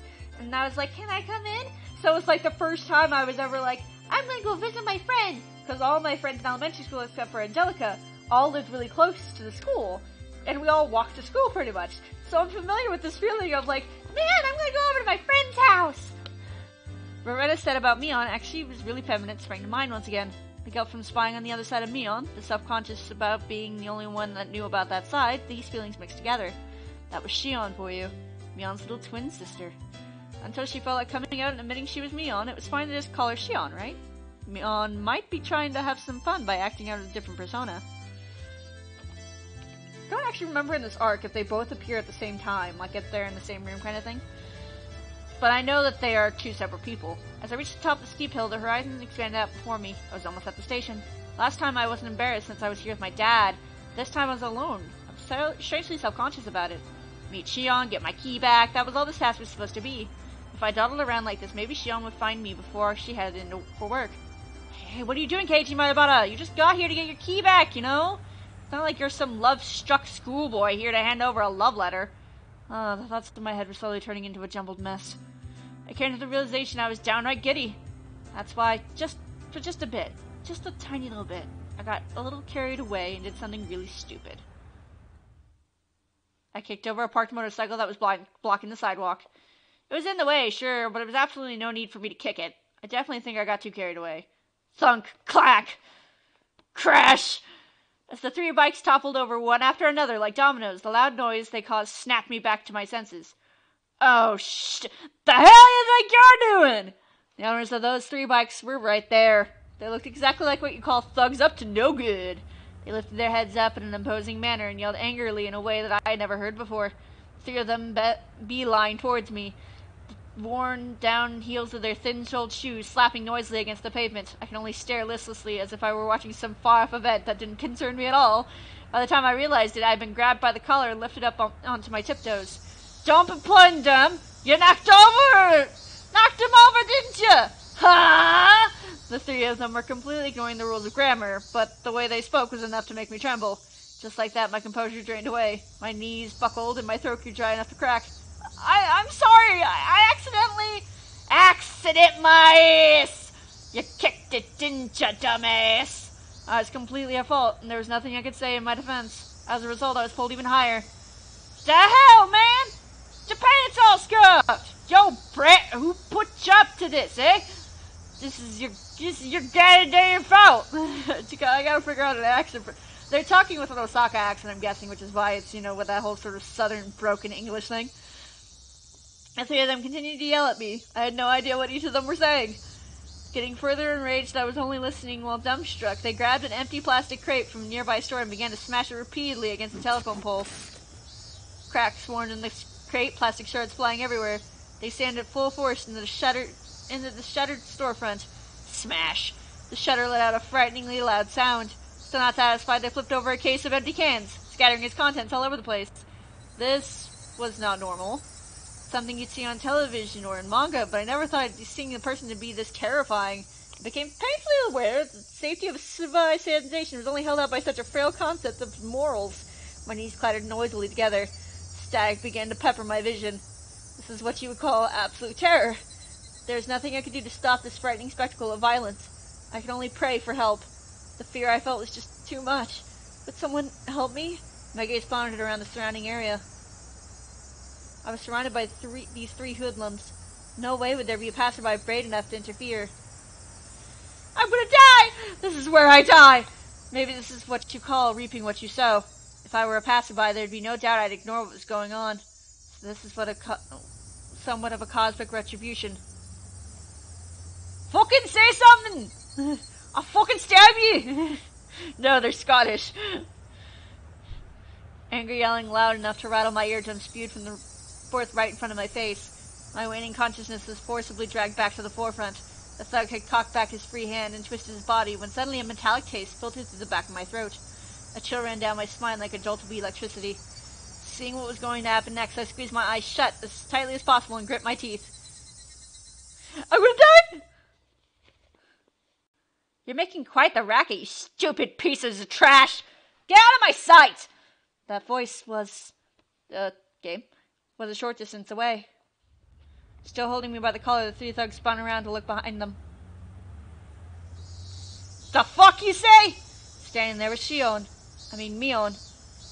She stood there, displaying an imposing stature that I'd never seen before. She didn't have the same look on her face as she did when she was playing around during club. Those were the eyes that would instill fear in anyone who looked upon them, the eyes of a raptor. They were the epitome of terror. At the same time, they were the most reassuring things in the world. I'm only saying this one more time. Let go of Kei-chan and get lost! Mion, without an ounce of fear, laid down her ultimatum. Of course, there was no way those three wouldn't go absolutely berserk. The situation instantly turned explosively dangerous. You fucking bitch! You'll fucking bash your end! Stop it, Mion. These guys are like rabid dogs. No amount of bluffing will work. Mion, it's dangerous. It's so rough. I knew what I was saying was pathetic. But I couldn't let Mion get involved in this. No matter how you looked at it, Mion was only bluffing. But did Mion even know the meaning of the word bluff? However, the reason behind everything so soon became apparent. They were slowly increasing in number, little by little. At first, it was only businessmen on their way home stopping to take a look. Then it was housewives in the middle of shopping taking a gander. Next, it seemed like the owner of some store showed up. It's pretty clear he wasn't just looking. Around Mion, there was about 7 people gathered. It felt different than people coming to support a friend. If I had to say why, it was because that group gathered was diverse in age and gender. The three thugs seemed to slowly realize there was something strange about the situation. Who the hell are these guys? Behind them, at some point, 4 more people of different clothes and ages had gathered. A girl who looked to be in middle school. A man wearing a baking apron. Oh, an old lady in a house-cleaning smock. More and more people of various ages. Their gaze, comparable to Mion's, were of hostility, of intimidation. Before I realized it, over 10 people had formed a ring around us. At that moment, 5 elementary schoolers ran and joined the circle. There were some familiar faces, some of our classmates. Then these people were residents of Hinamizawa. More and more people from Hinamizawa gathered around. In obvious contrast, the residents in Okiyamiya were passing by as quickly as possible. The fuck are you guys? Go the fuck away! The group surrounding us had suddenly swelled around 20 people. Completely encircled, the faces of the thugs began to show their first signs of panic. Nobody spoke a word, Mion included. They made everything completely unnatural, and depending on which side you were on, completely terrifying. Only the thug's voice echoed out like they were screaming. Somebody took a step forward, closing the gap between them. As they did, everyone else took a step forward, shrinking the circle. The hoodlums went pale as they were pushed together back to back, while still yelling angrily. They were trying to string together vulgarities, but for some reason sounded like they were crying out for help. Alright, what's going on here? What's going on? Of a sudden, a solidly built officer cut his way through the crowd. At some point, 2 police cars had arrived. Some passerby had undoubtedly called for them. Several burly officers appeared from inside the second car. Oh, officer, good timing. There you go. The extortionists, caught red-handed. Please arrest them. The fuck? That brat's the one who's done wrong here! Mion, returning to her usual self, was nonchalantly pointing out the hoodlums to the police. Of course, the thugs were furious. But now that it had come to this, there was nothing they could do. It was their loss. Okay, come over here for a sec. Come on already. The officers handcuffed the thugs and dragged them towards the patrol cars. I mean, we were the ones who did wrong. We were the ones who kicked their bikes. We damaged their property. Let me go! We're the victims here! You listening, damn it! No matter how much of a ruckus they caused, the officers paid no heed. In a blink of an eye, they were crammed inside the 2 vehicles.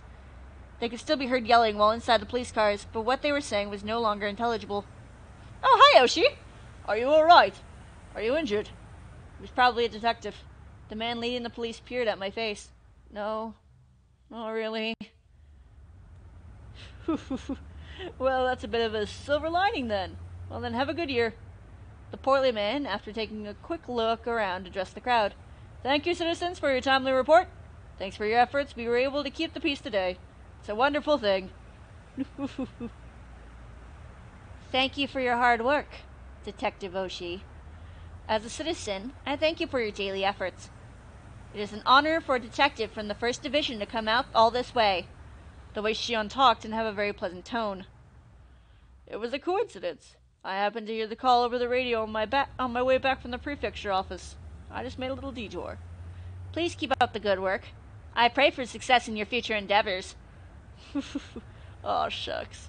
It's a good thing there's no injuries, though. Oshi-san, we're done here. Let's go. Well then, have a good year. I'm sorry, could you make way? The detective named Oshi, after jovially making pleasantries, lumbered over to the waiting police car. It quickly set off, disappearing towards the city streets. It was over so quickly. So quickly I was dumbstruck. I didn't even get to ask the officer what was going on. It was like they came here quickly to disperse the mob before any trouble could start. After making sure the police car had left, Mion snapped her fingers sharply. Alright, that's a wrap! And don't come back! That was the signal. The tension melted away in an instant as everyone began smiling. A middle-aged man helped me up. Are you okay, young Maibara? Next time, pick your fights a little better. It's not like I wanted to fight. Are you hurt anywhere? If you hit your head, it would be a good idea to get an x-ray taken. An old lady I didn't know the name of was concerned about my injury. You were lucky this happened right in front of the station when it was busy. Otherwise, we wouldn't have been able to gather as many people. Next time, be more careful. City kids these days are pretty unruly. I even warned by an old lady in the smock. As Shion finished applauding the dispersed group for their efforts, she strode over to me. Well, you're pretty good, Jay-chan. But I also think you should be more careful about who you pick a fight with. Thanks, Mion. You saved my bacon there. Like I said, I'm Shion.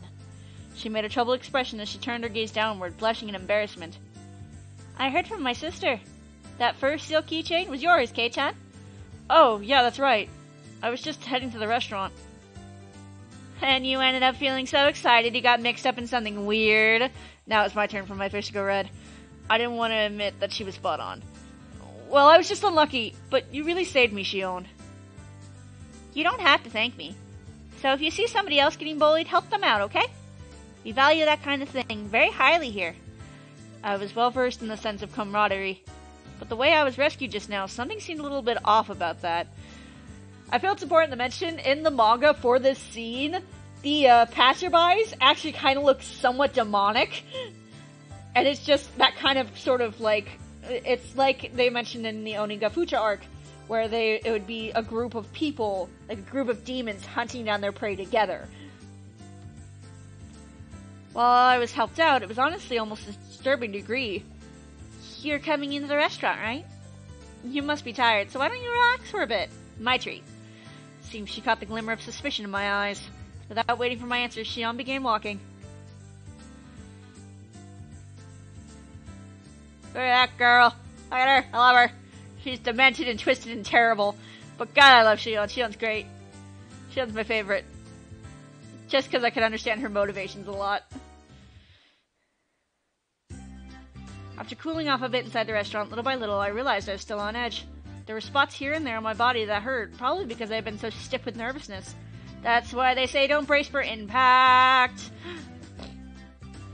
Shion, who had changed into her uniform, brought over 2 glasses of iced coffee. Here you go, iced coffee, on the house. Just bring this coupon with you to the register and it'll be no charge. My patheticness really knew no bounds. But since she went through the trouble, I might as well take her up on the offer.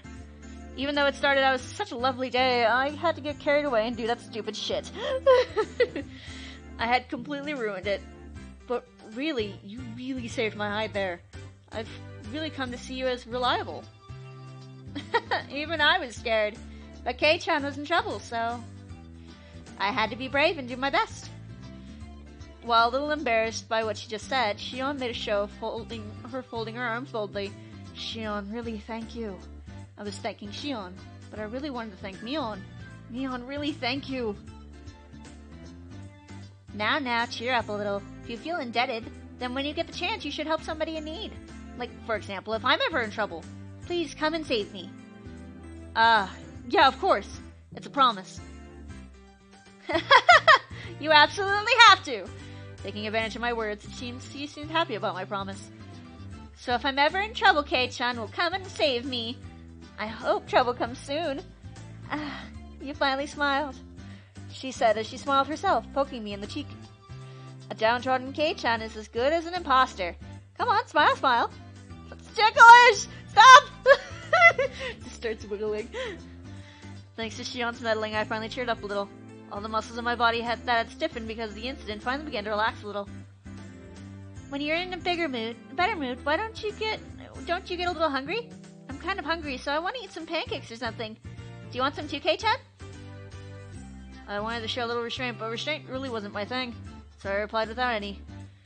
They're good, right? I'm pretty picky when it comes to pancakes. So am I! I'm incredibly picky when it comes to pancakes. Pancakes are an important delicacy that must not be treated wrong! Don't worry, our pancakes have a really good reputation. Shion ordered some pancakes from a nearby waitress. An employee ordering for another employee seemed kind of weird. Hey, speaking of that, wasn't Shion in the middle of a shift? She's just been slacking off while talking to me. I told my uncle that you saved me while I was surrounded by hoodlums, so he's rewarding you. So I had the manager's permission. That's exactly the opposite of what happened, isn't that alright? It's perfectly fine. By the time the pancakes arrived, we had entered into a relaxed conversation. As the two of us ate pancakes, we livened the mood with some chit-chat. About what was on TV, celebrities, that kind of thing. Hobbies, food, really nothing more than idle chit-chat. Talking together like this, I once again became conscious of Shion being a girl.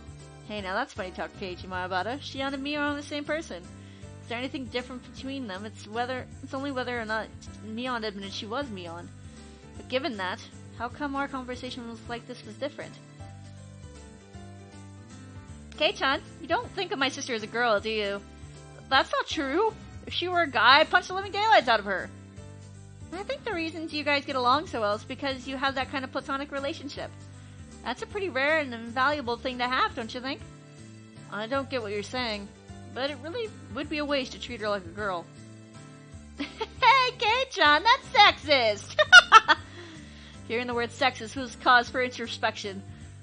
What was I prejudiced against Shion and Mion for? Mion was Mion. She was the best friend a guy could have, no reservations, and head of his shoulders above me when it came to club activities. If I had met her 5 years earlier, my life would probably be a lot more fun. Of this I had no doubt. Then what about Shion? She was Mion's little sister, and hadn't even been 3 days since we met. Her relationship was much more distant than the one thread we had in common that I knew her sister. And for Shion, it was the same. I was someone she met 3 days ago only because I was a friend of her sister's. Difference between Mion and Shion? Friendliness? Familiarity? Playing around with his unclear thoughts for a while? I had stopped listening to Shion. Hypothetically, okay? Are you listening? Oh, sorry. Yeah, I'm listening. This is just a hypothetical question, okay? Both me and my sister are in trouble, okay? We're dangling off the side of a cliff. Which one of us do you save? You can only save one. She wasn't saying it to tease me, but had a playful tone behind her voice. That's not a nice question! I want to save you both, but I can't do that, right? Right. You can only save either Shion or Mion. Who do you save? If it were Mion, I don't think she'd be in that situation in the first place, as it's something she could easily get out of herself. What about the normal frail Shion? I guess I'd have no choice. It's not my sister, right? If Mion and Shion are different people, I suppose it would come to that. I couldn't confirm nor deny it. She should have been smiling, but her gaze was locked firmly to mine. In other words, that's it, isn't it? My sister is... Huh. Sorry, I messed up what I was trying to say. She was trying to talk in a lighthearted manner, but I felt that there was something more behind her words. Was Mion trying to tell me something through Shion? Not being able to put a finger exactly on what it was vexing. Shion, to hide her embarrassment, turned the conversation around. More importantly, just now, were you surprised? When everyone kept on showing up? Of course I was. If it were Rena or Sadako, that would have been one thing. But for all those people, young and old together, they were all from Hinamizawa, right? Yeah, that's right. Everybody in Hinamizawa is pretty close-knit. An enemy of one is the enemy of all. Nobody's going to look on from the sidelines. They're a pretty reliable group of residents. If someone is being picked on, then everybody unites to get rid of the bully. Kinda sounds like the Mafia, the Yakuza brand of unity. You shouldn't say something like that. It's something you should be thankful for. You were saved by that unity, weren't you? Never forget to show your appreciation. I half-heartedly agreed. I knew full well that I should be appreciative. Everybody really is close-knit, aren't they? Maybe it's because of tradition?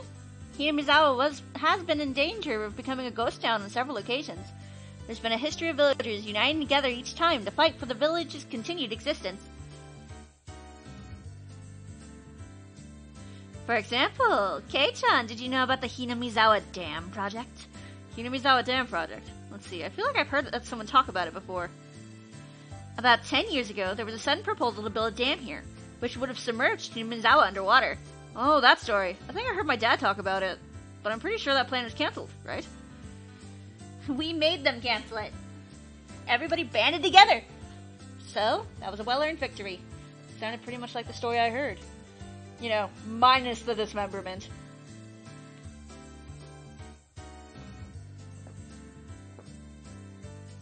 The protest intensified to the point where it was featured in newspapers and magazines. As a result, the plan was suspended. The whole story with the dam apparently started before I was born. At first, the proposal was only for exploratory purposes, or a small dam to control erosion. But then the cat was let out of the bag.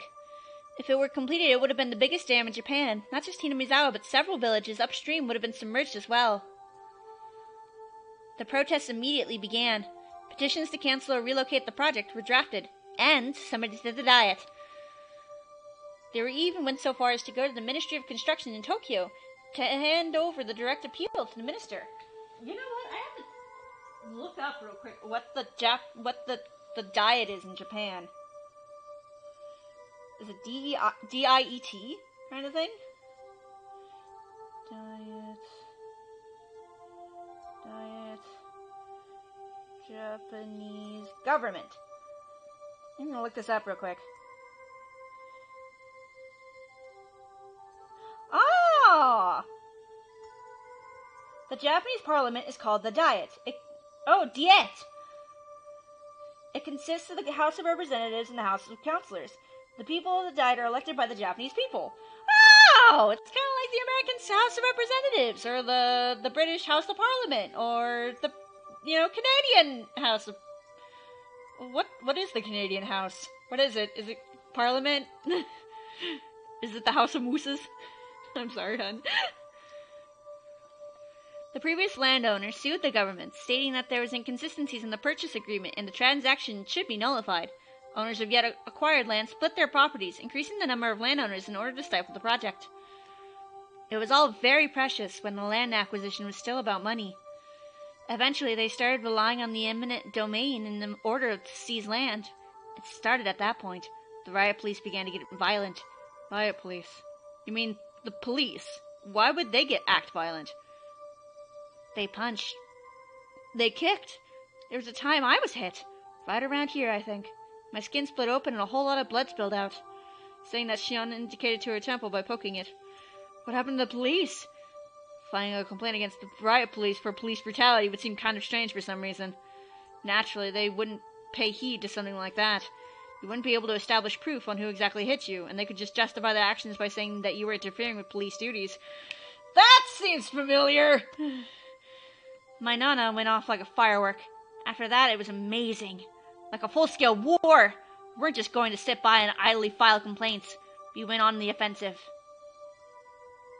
First, in order to call attention to the government, we filed a temporary injunction in court.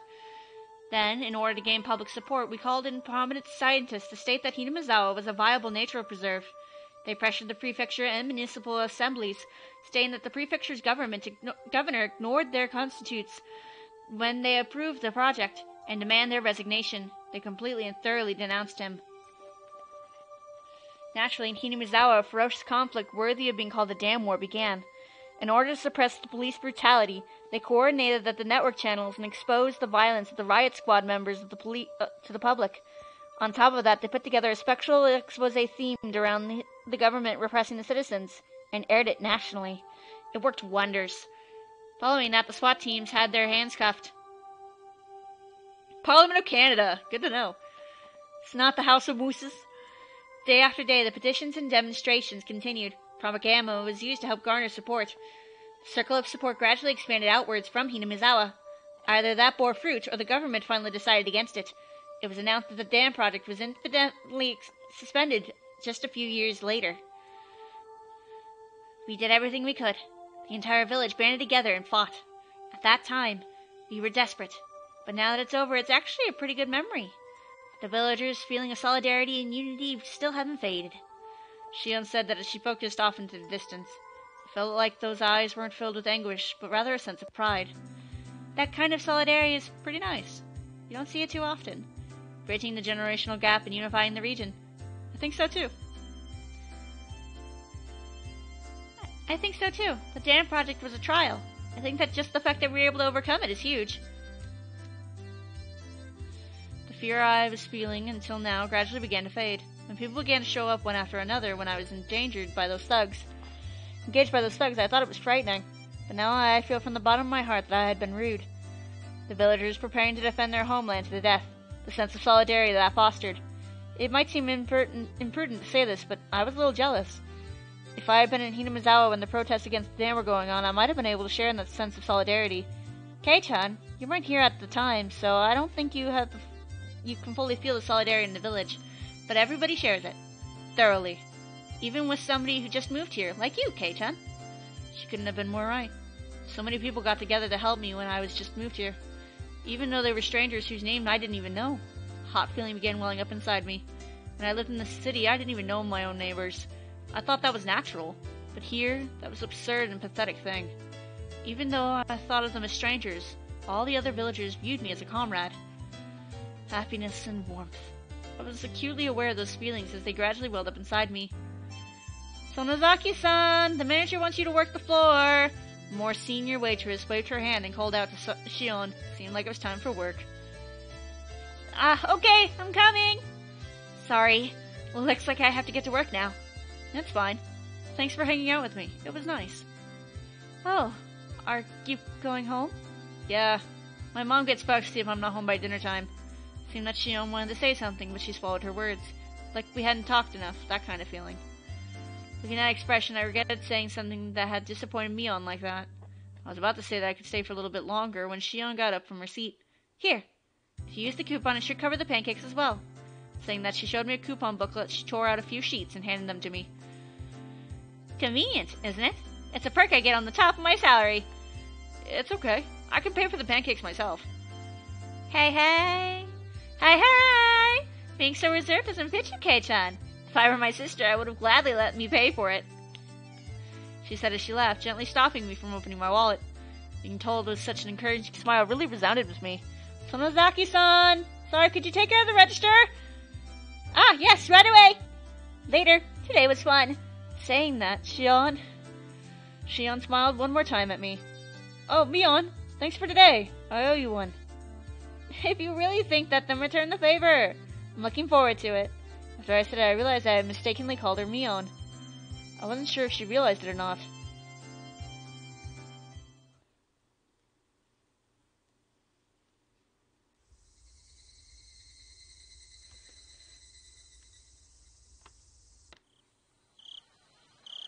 Lazing around and watching television after dinner was part of my daily routine. It might seem like a waste at first glance, but you could say it was an important time when I was able to acquire knowledge of everything from politics to economics to various trivia. After dinner was valuable time well spent while the brain was at its most supplied with nutrients. You idiot! It's obvious that the Tokyo Tower is taller! Ah! Today I tested my knowledge of trivia by watching my weekly quiz show. Sitting in front of the television, I was able to get a lot of answers right. But if I were actually up on stage, I'd probably fail miserably. Keiichi! Phone call from Sonozaki-san! Okay! Sonozaki? That's Mion! It's a little late for her to be calling. I had a bad feeling about this. I had a hunch it was something to do with club activities. She's probably going to inform me about what we were doing tomorrow. This was Mion we were talking about. She might even go so far as to say we're doing club activities right now, so hurry up and come over.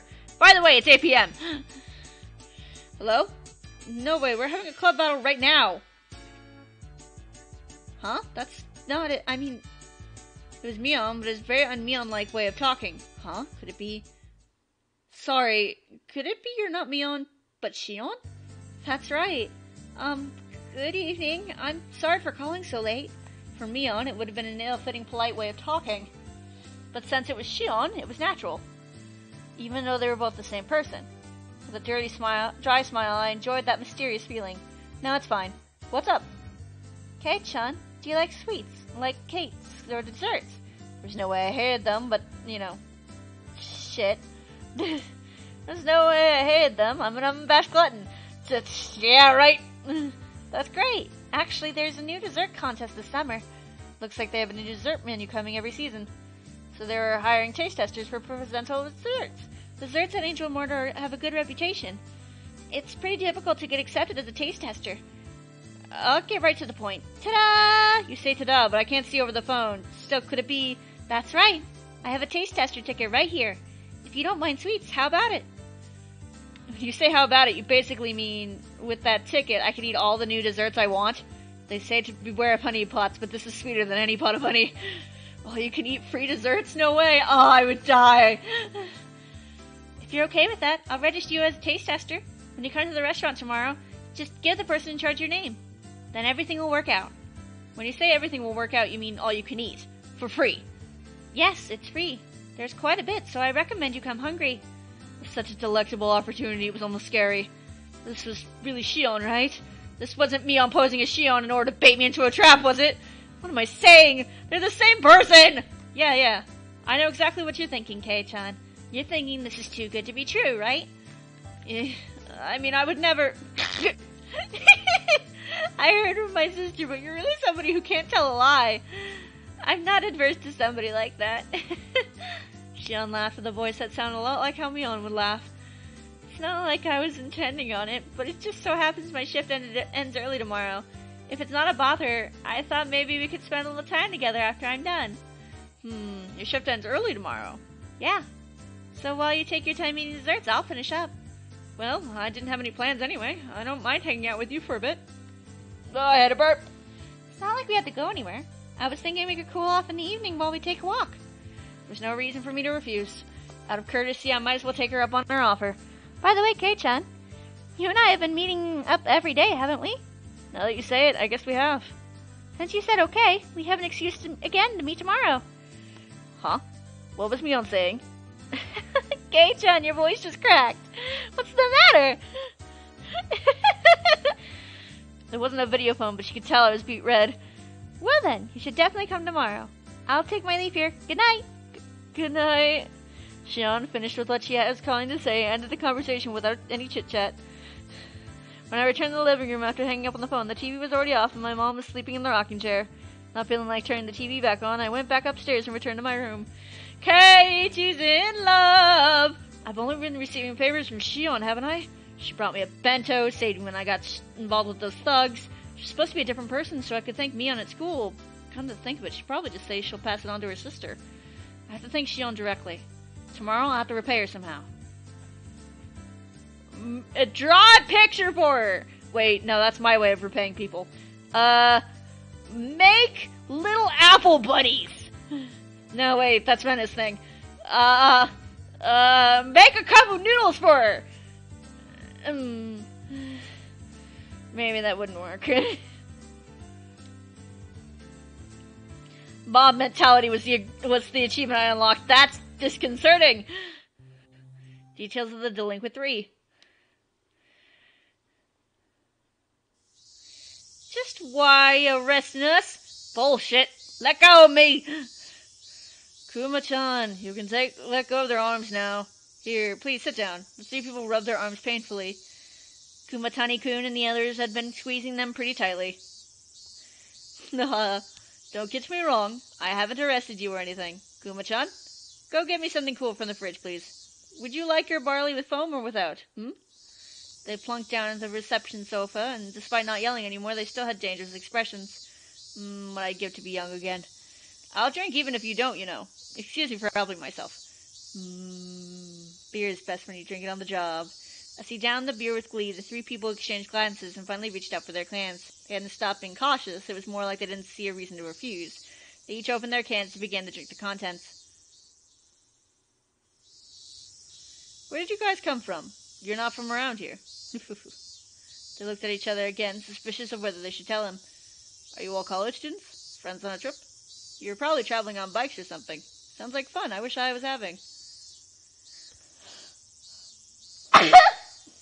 Shit! You don't live close by, do you? Where did you come from? Osaka, perhaps? What does it matter to you? No, there's no use trying to intimidate me. You've all been in a lot of trouble if I had left you there, right? They seemed to recall the thrilling event from earlier.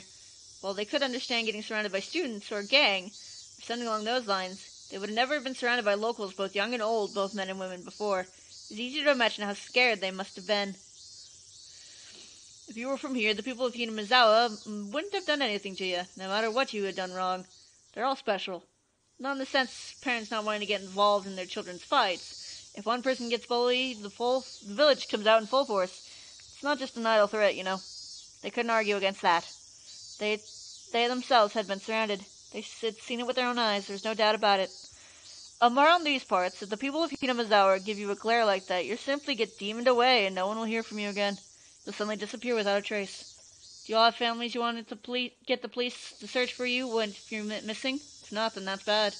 They'll vanish, and that'll be the end of it. Even then, we had got there soon enough that nothing happened. If we had been late, things would have taken a turn for the worse. If they had been forced into an alleyway, these young men wouldn't be sitting on the couch right now. They might be lying on an autopsy table. Well, probably not. Anyway, perhaps they had been a little more cooperative if we had found them as corpses. How did you all get to Okiyomiya? By train? By bike? Bike. That's not good. They're still parked there, aren't they? If you go waltzing in to get them back, they might really gang up on you. How's that? Let's take them all! Calm down. Why are young people these days so quick with shouting? You don't want any more trouble, right? Tell me the bike license plates. I'll bring them here for you. Kuma-chan, please borrow the loading truck to use for plastic disasters. Got it. It's fine. We'll get them ourselves. Do you really want to get surrounded again? The police may not be fast enough to save you this time. It's fine, isn't it? If we're surrounded, they're gonna get knocked down! Hey, you 3. You're drinking the barley with foam, right? Try turning your engines on. I'll arrest you on the spot for drunk driving. That's fucking dirty! Tax dollars will be good use in bringing all your bikes back here. Quit complaining and telling me the goddamn license plate numbers, you pieces of shit! The 3 were hesitant to tell him the numbers. They were mumbling something along the lines of not remembering them since they had just bought the bikes. Well, that's what I thought. Kuma-chan, go with the truck and bring the bikes back. Get the tough-looking red Yamaha and the one with the broken right tail light, and the white one that was packing tape stuck on the seat. It's those ones. They belong to you, right? They didn't answer. Must be the right ones. Oshi-san, the truck is here, so I'll get going. Yes, please do. Wait, Kuma-chan, hold on. One more thing. What's up? Look up the numbers. You don't want to bring the wrong ones back. The 3 faces changed color. They made themselves very easy to understand. Let's take it easy here until your bikes get back. There's more beer, you know. We have some snacks, too. Want to watch TV? There's probably nothing on, though. Nah, thanks, we's leaving. Don't want to hang here forever. Suddenly there were 5 or 6 huge officers surrounding them. They clearly overpowered stairs nailed them to the sofa. What? What'd we do? Going on a trip by stealing motorcycles, huh? Students these days have too much time on their hands. Jesus, Oshi-san! Fucking Christ! Dude, calm down! Okay, so I have to ask, do you want me to continue on another chapter, or do you want me to just end it off here? Because I can continue with another chapter. Another chapter would be like another hour. But I wouldn't mind doing it, but I'm asking more for the sake of, hey, is it just better for me to stop here? Because 2 chapters a day seems like a good idea. Up until the last day, which would be Friday, but I might actually pull it on to Saturday if I don't end up finishing it on Friday, because I have Saturday off. So if it comes down to it, I can do that too.